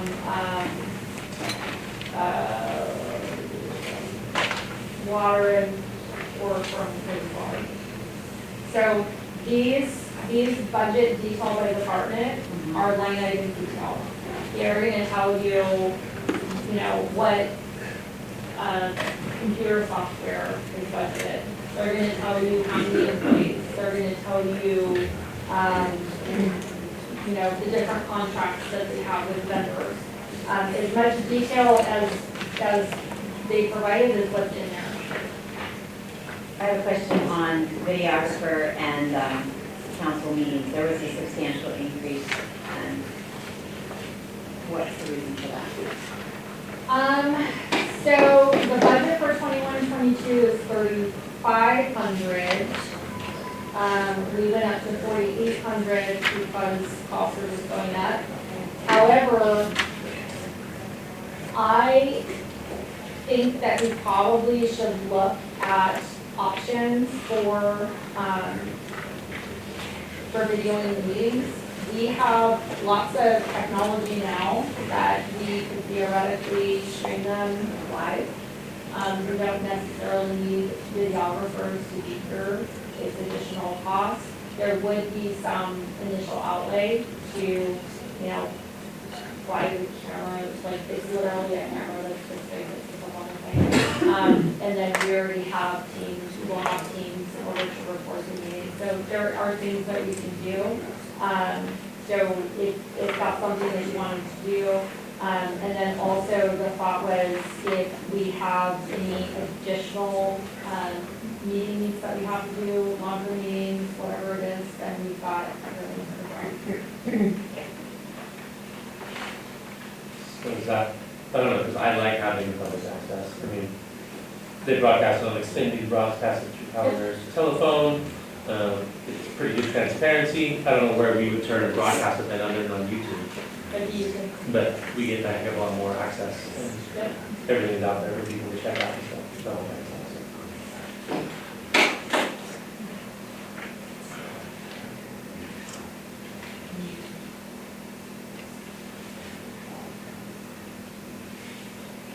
And then on page 76, we just got our position allocation, which the only change was the additional 3 full-time fire positions. That's what made us go from the 35 to the 38. And then we included I got stuck on 76. And then we've got our financial management policies that are in here. And then I also, just for clarification, I included the UWPA rate study pages just after page 80 as attachment A. And so if you look at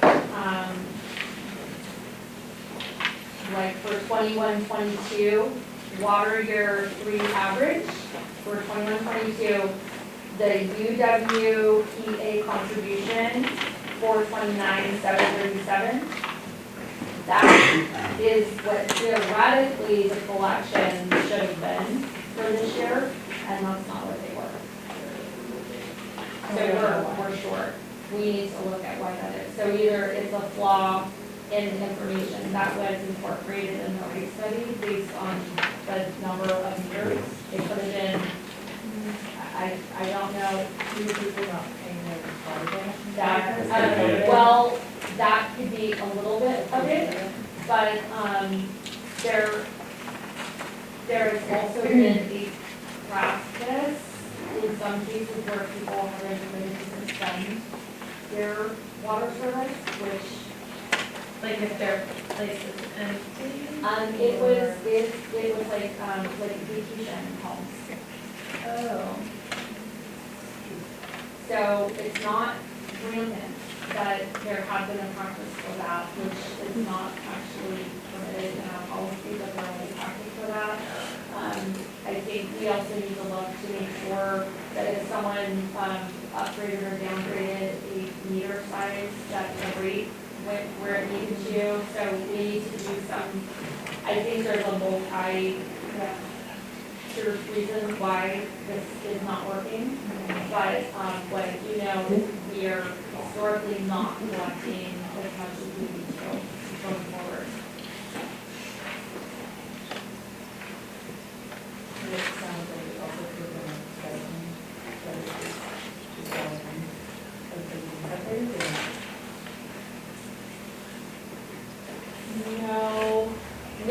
that is a separate, rate component. And then you've got your capital improvement program from 2025. And so some of this information is incorporated in the CIP plan and some of it is not, because we may have already done it. We may have decided we're not going to do it and we're going to do something different. And some things we need to do that aren't on here. So we just need to be a little bit more concerned with that.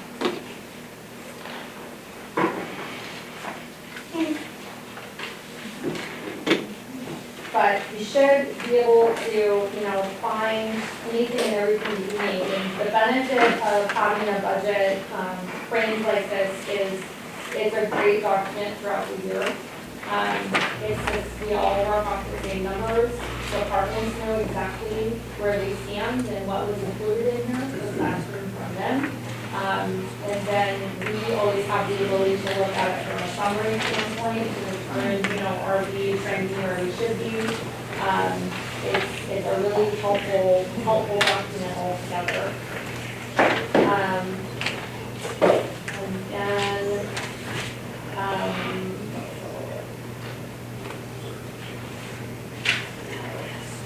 yep. And that's about it. I appreciate you going in conservatively on both sides. And not putting in possible grants that we might be getting. It's better to just do this in spite of the bullet of it. To have some funding, so I can have a more accurate accounting. I know. I agree that it's conservative, but my only question is, with talk of potential recession, is it conservative? This is, yes, I'm not going to budget property taxes lower than I was last year. Also, sales tax is we're always getting paid for what happened before. So there's always a quarter where it's from then, not then. Even with that, I was very conservative with that number. I was conservative with the T&T number. I was, and that means that I go, oh, I think we're gonna kill it. And percent, as I did last year. Yeah. In property taxes, I think I did about a 2% increase, and it's highly likely it'll be more than that. But it just depends on what the workload is in the assessor's office, so. I was a big project. I was classic. Yeah. So I got- appreciate the clarity of this also, yeah. You start big and then you can get in and you. Okay, does anyone else have any more questions up here? I got one more, or I got one. On page 6, I'm just confused. The overall proposal is requesting to expend $317,935, more than projected sources, then has the one-time expenditures or carryover of $244. No, one-time expenses are $244,321. So there is an ongoing expenditure Right. that's part of the 317. And those ongoing expenditures have to do with building and planning, they have to do with code compliance, and they have to do with some public works activities. So not all of the 317 is one-time funding. Okay. Some of it is ongoing. 244 of it is. So- So where's the 73,614 that's left of expenditures that's not projected source? It's building official plan review, that's Okay. 30,000. Okay. We've got, building and planning not associated with the contract with CSG. So there isn't But a it's short, costing more. okay, so I had a shortfall of 73, let's call it 73,000. So that is through building and Building data. and planning, and, yeah. So the other thing is, and I've had this conversation with everyone, is you know, I look at this as, you know, I'm willing to come to council and put my head on the, you know, say, I am comfortable advocating that we actually spend more than we're bringing in this next year. And it's because we have some catch up to do. And I've also been very supportive of staff that, you know, you're saying you need this, I want to support that. So I have not taken anything out of anyone's budget that they requested. We talked about all of it. I even put additional expenditures in certain budgets because I said, you know, we need to invest in some additional training, or we need to invest in additional safety equipment, or whatever it is that I'm seeing as, you know, kind of also having to reflect on risks and liabilities in there as well. But at the same time, the conversations that I have with departments is, okay, so now that, you know, I'm supporting all of you, now we have a year where we need to start looking and reflecting on how we can start controlling some of our own revenue sources. So, you know, I'm not necessarily gonna come back next year with asking for another 300,000 in excess of what we're bringing in. I want to come in next year to say, you know, we've now developed this program where we can get revenue to offset X, or we have identified 3 additional grant programs that are going to go, you know, pay for police vehicles, or pay for this, or pay for that. And now that we have Michelle here, there has been, historically, departments have been a little gun shy of going after grants, because then they would have to also administer them, apply for them, report on them, which that's not their strong suit. Their strong suit is, you know, police activities, or fire activities, or water and wastewater activities. It's not grant. So between Michelle and I, we can do the grant piece. But I need them to be the ideas of what they hear out in their respective associations, or whatever it is. So this is the year that we can start working towards additional revenue programs, additional grant opportunities. So next year, I'm not asking for this. Instead, I'm giving you great news that, you know, I'm asking maybe for an additional person, but we can pay for them. Or I'm asking to fund 3 replacement vehicles, but here's the money to do it. So that's kind of what this year is to let's invest in everyone, and then let's come up with some solutions on how we can start being a little more self-sufficient. Because if the sales tax dips, if the GOT dips, if something goes down, we're not falling off the left. We've built in some self-sufficiency. I feel like in the past few years, culturally, the department heads they didn't know where they were financially, so they didn't know when they could spend money, and they were told maybe not to spend money. So we have all this deferred maintenance. So I'm glad we're doing this.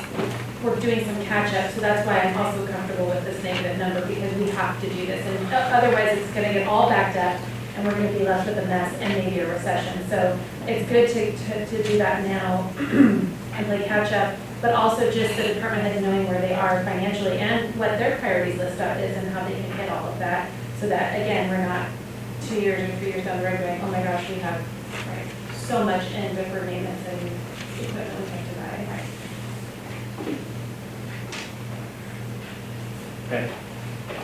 How about a request to take a 5-minute break? One second for public comment or anything else? And then we're going to keep asking questions, so let's take a 5-minute break.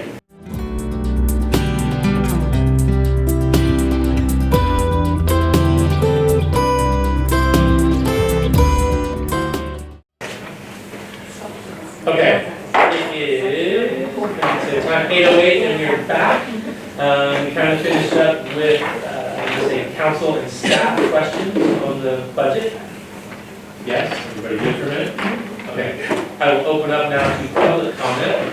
Let's do online first, Rose. None. We are the only ones online. Oh, all right. And let's do out in the seats out there and public comment out front. Okay. I will close public comment. And this was just a discussion and direction for fiscal year 22-23. For me, I kind of like it, there's a lot going on in it. There's some kind of direction changes too, that I would like to talk to Rebecca about a little bit, like the 3 to 3.5. There's some kind of big changes and different things going on, which I think some of them are good, and some of them I just want to have a discussion.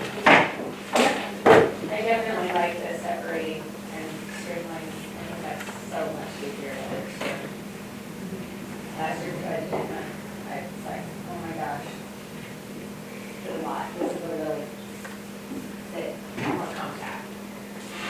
Yeah, and I think that once we get the strategic plan and the, kind of the vision and goals and the objectives that council wants to adopt for the city, then the departments can start formulating that within our respective departments, and then we can roll that in there.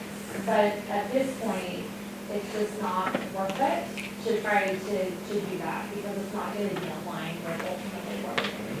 So the basics was just come back to the basics and make sure we're aligning our revenues with our activities. Okay. Thank you. Okay. Next one, we want item number 8, administration reports. Did I print that out? Yeah, I hope I printed that out. Hold on. Do I not do it? I'm gonna have to do it by memory. Yeah, you can do it. Hold on. Oh, my.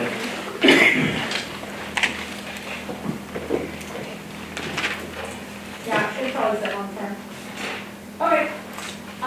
Okay, number 1, the state, they just approved a mandatory, drought conservation measure for urban, water agencies. CCWD is going to go ahead and go forward and start implementing those, conservation measures by June 10th, which is Friday.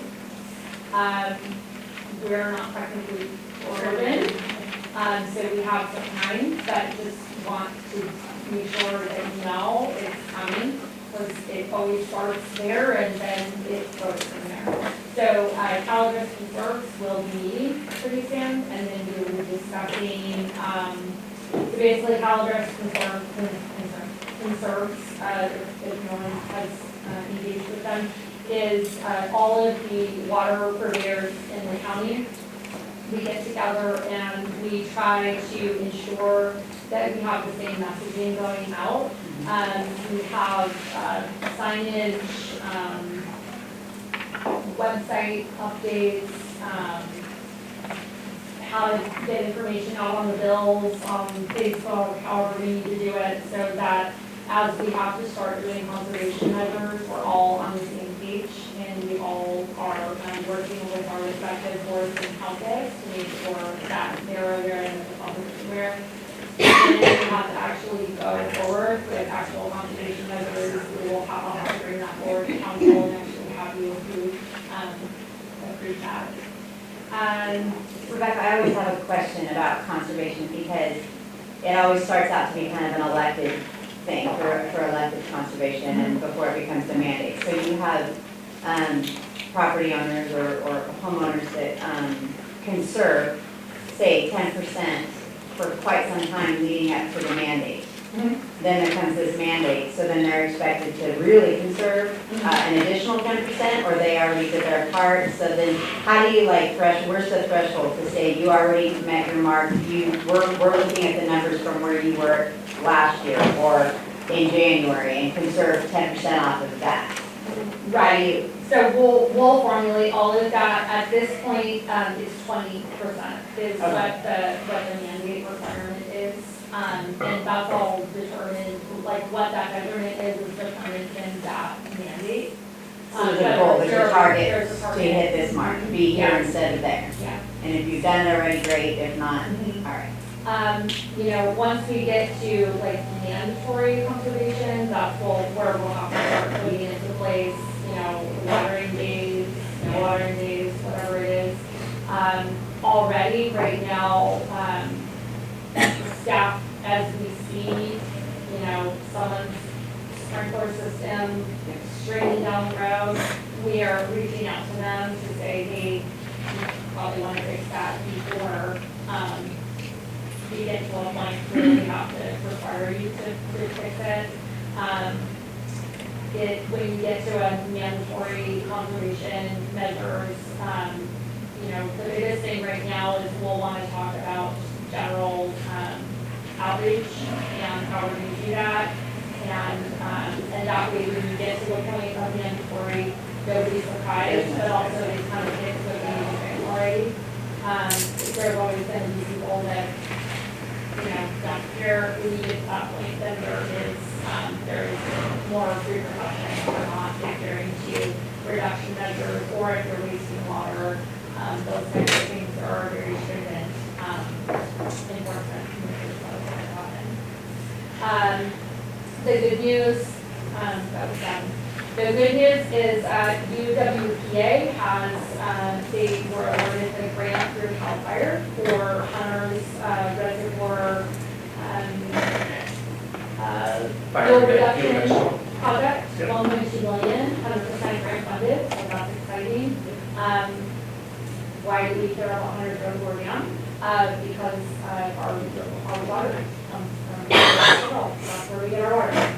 So that's exciting. I am also going to participate, I was thinking Alderman Moore, maybe, I don't know. You don't have to, no pressure. Okay, on Thursday, if not, on Thursday, I'm going to be videoed for UWPA. They're putting together kind of an educational video that can be used for today, tomorrow, forever, in terms of what is UWPA and who does it benefit, and what is Angels Camp get from it, what does Murphy get from it, why is it important, why do we care, what the history is.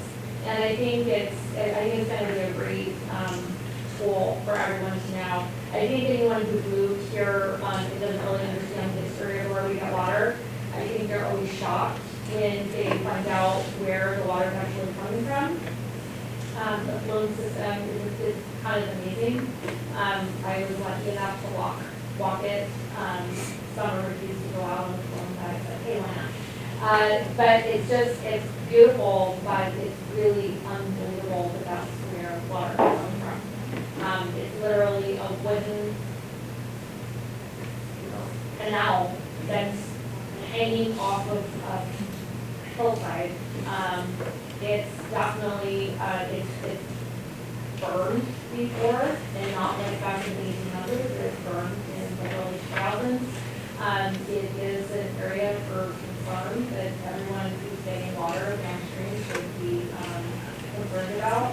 But so I think the video is going to be great to kind of educate everyone where our water comes from, where our source spots are, why it's important to Angels. Let's see, I'm also UWPA, UPD, and City of Angels. We're working together very cohesively. We're sharing information with regards to how to use our equipment.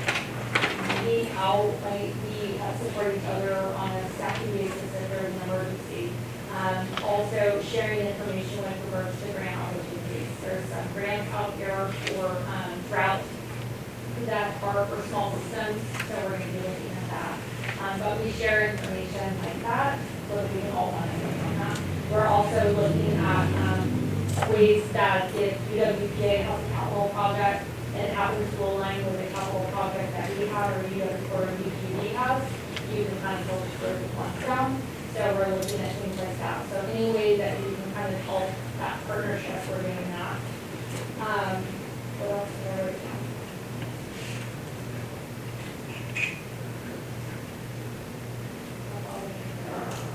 But yeah, very busy.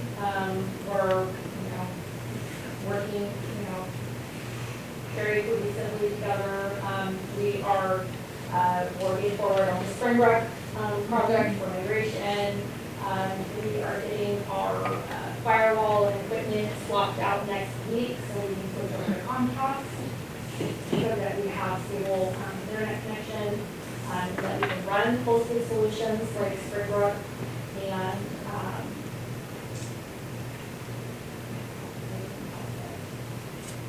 I'm sure I wrote something else down, but I don't remember. Just write down. Put it in your news and notes for, I think I will. we'll get it. Oh, two more things. I wasn't sure if you saw, Valkyrie got, an award, Yeah. parking money. Yeah. Oh, Yeah. Police officer of the month, Yeah. Here. Please. police officer of the year. Of the year. Wow, from Rotary. Yeah. And then on Saturday, you know, left out. Yeah. So, you know, heartfelt, you know, stories to Nate and his family, but, yeah, so.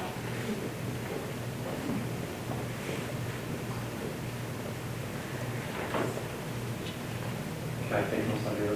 Sure. Mr. Royal. He's not here, sir. Just traveling around town, I see a bunch of people now with weed eating, fire lines cut, all that type of stuff. So I imagine you and Nate were sending out notices and all that good stuff, but it seems like it's kind of chugging along this year, so that's awesome. So, Yeah, thank you. It's been a process. Since I've been here, this is the best year we've had with compliance and larger places to comply. As you've seen, we still got a couple problem spots, but I think we're gonna get that handled without having to go through a legal procedure. So, yeah, thank you. You've been working very hard on that. You didn't pick on me. Well, that wasn't taken right. I'll pick on it. Anything else for staff or anyone? Okay, going to number 9, council reports. I will start with Carol.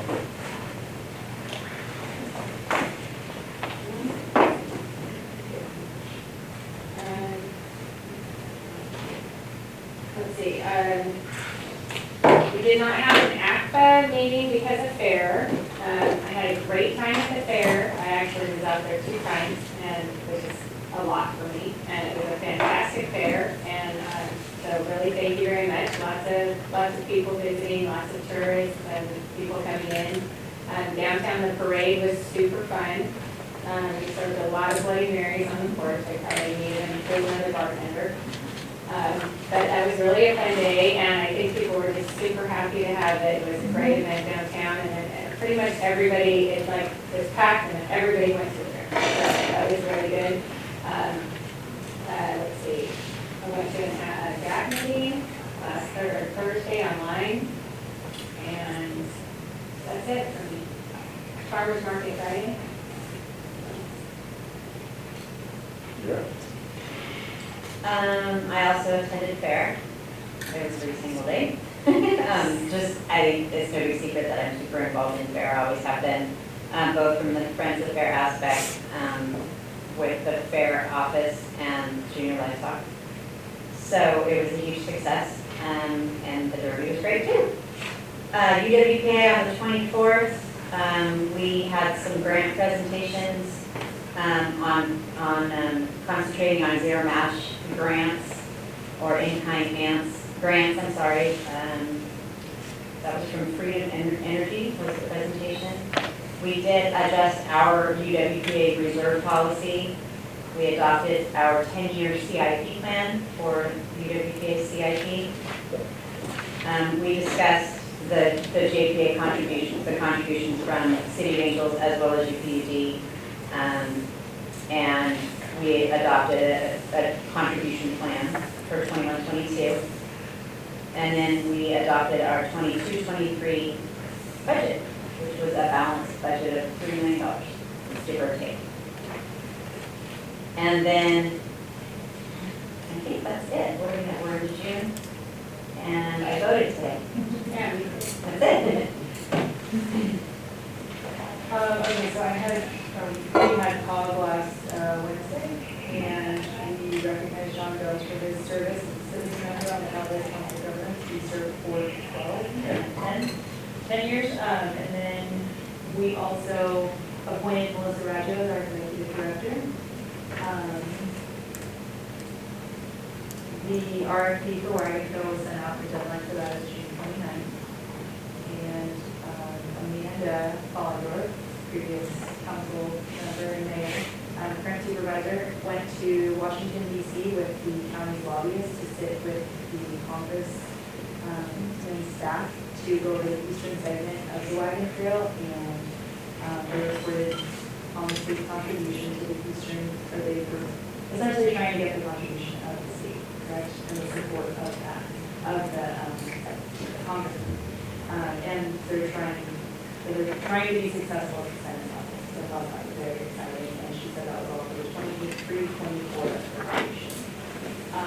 And then for the CPA meeting, the only thing was pretty short, but they just said there was 141 riders for the Calaveras transit for the month of May.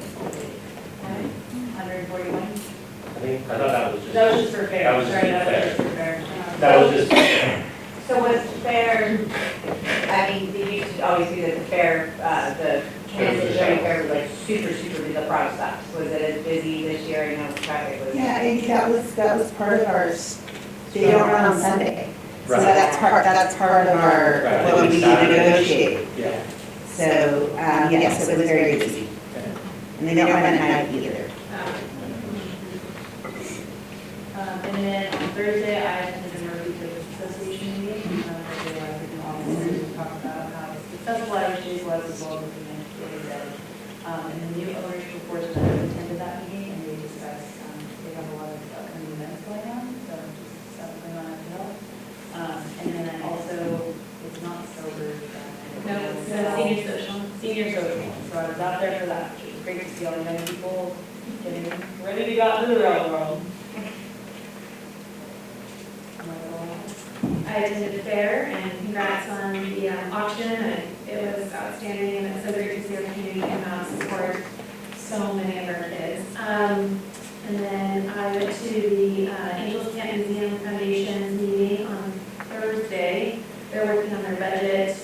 They are creating a new website, which we can get with you about one thing. And they are going to have a strategic planning meeting just to kind of figure out their priorities, create a roadmap on what they need to fund, what they need to, or how to fund it, things like that. So that was good. And then I was out at the senior social graduation. That's all of these two. Yeah. That's great. Most of it was covered. UWPA passed a balanced budget. Part of that was Frank, Kyle, Lori, Joel, they all crunched numbers like crazy. And Frank did a lot of water sales this last year to NCPA and stuff, and kind of made up a big gap there. And like you said earlier, we made water year by like a skin of our teeth, which boosted our budget by I think $300,000. So that was pretty amazing, but it was just like, Was that last or was that one? it was that last little, so anyway, we made it, that boosted money, so that was amazing. The 1.5, 1.2. 1.2 for the fire break. I was also invited to the video information. I don't know if you know, maybe Joel kind of called me on Monday, and I'm trying to free up some time. COG, Amber Collins left, Melissa Radjo is now in. We got a new hire, Katie Lee. Okay. Went over budget, John Jones left in Nashville. The wagon trail is moving along, they hit asbestos, and they had to close it down for a little bit. But they're moving along on that. We touched on Amanda went to DC and lobbied for some funding for the phase 2. RFP's gone up for the phase 2, so that's amazing. Design is based, not construction. No, Yeah. just design. Everyone's Exactly. seeing it, and I'm like, no, it's just design. No, it's just design. And then I attend the fair every single day. I will say hats off to, let's see here, Lori, Chris, Donnie, Junior Livestock Committee, the fair committee, I mean, everybody out there. It was amazing, a lot of people came through. And at 1.something million for the kids is pretty impressive. So, thank you. Even though it was super packed and traffic sucked on Sunday, I got stuck in it. The derby was fantastic, and being out there as as just a person amongst 30,000 people, it was just so exciting. It was just so exciting. It was so great. So, thanks for recording. And then I have an 8th grader graduate, a senior graduate, and I would like to say to all the businesses and whoever that was donated to the senior social, it was a pretty good hit. It was all, we had lots of food, movies, dancing. Casino, kids had a lot. So either way, individuals, community, thank you for donating and making that happen. So that's all I got on that list. I did not see email or calendar in my email yet, but I didn't check. I did. You did, you're awesome. And I also added, there's some meetings coming up for League of Cities. Some training coming up for League of Cities, so it's on there. I jumped the calendar. Yeah, you did. I did, I completely jumped ahead. So let's go to number 10, correspondence. Does anybody have anything on up here for correspondence? Okay. For me, I would like to kind of check on item F, which is the Angels Camp Fire Dept Association, letter of council support for some budgeting. I don't know if we need to meet with multiple of us, do not necessarily or something that I want to check out, and maybe the budget or something of that nature, whatever we need to take a peek at, that's okay. Any public comment or anything on correspondence?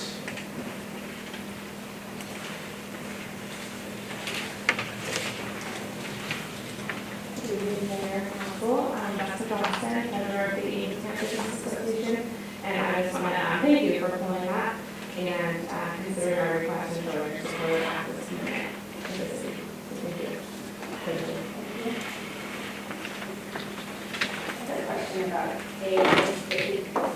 I never really did get to see last time. He did give him the opportunity. He spoke during public comment. Just not to the extent of his correspondence, not. Correct. Yeah, I just wanted to make sure. He had an opportunity, I think the conclusion, which it was reiterated multiple times, is that the two items were going to cover under public comment together. And then we understood the 3 times that was said. So he was. Is he online now? No. And I think Rebecca kind of hit, she hit on the phone in there. Yeah. And then she hit on something. I don't know what's wrong. I didn't want to anymore. No,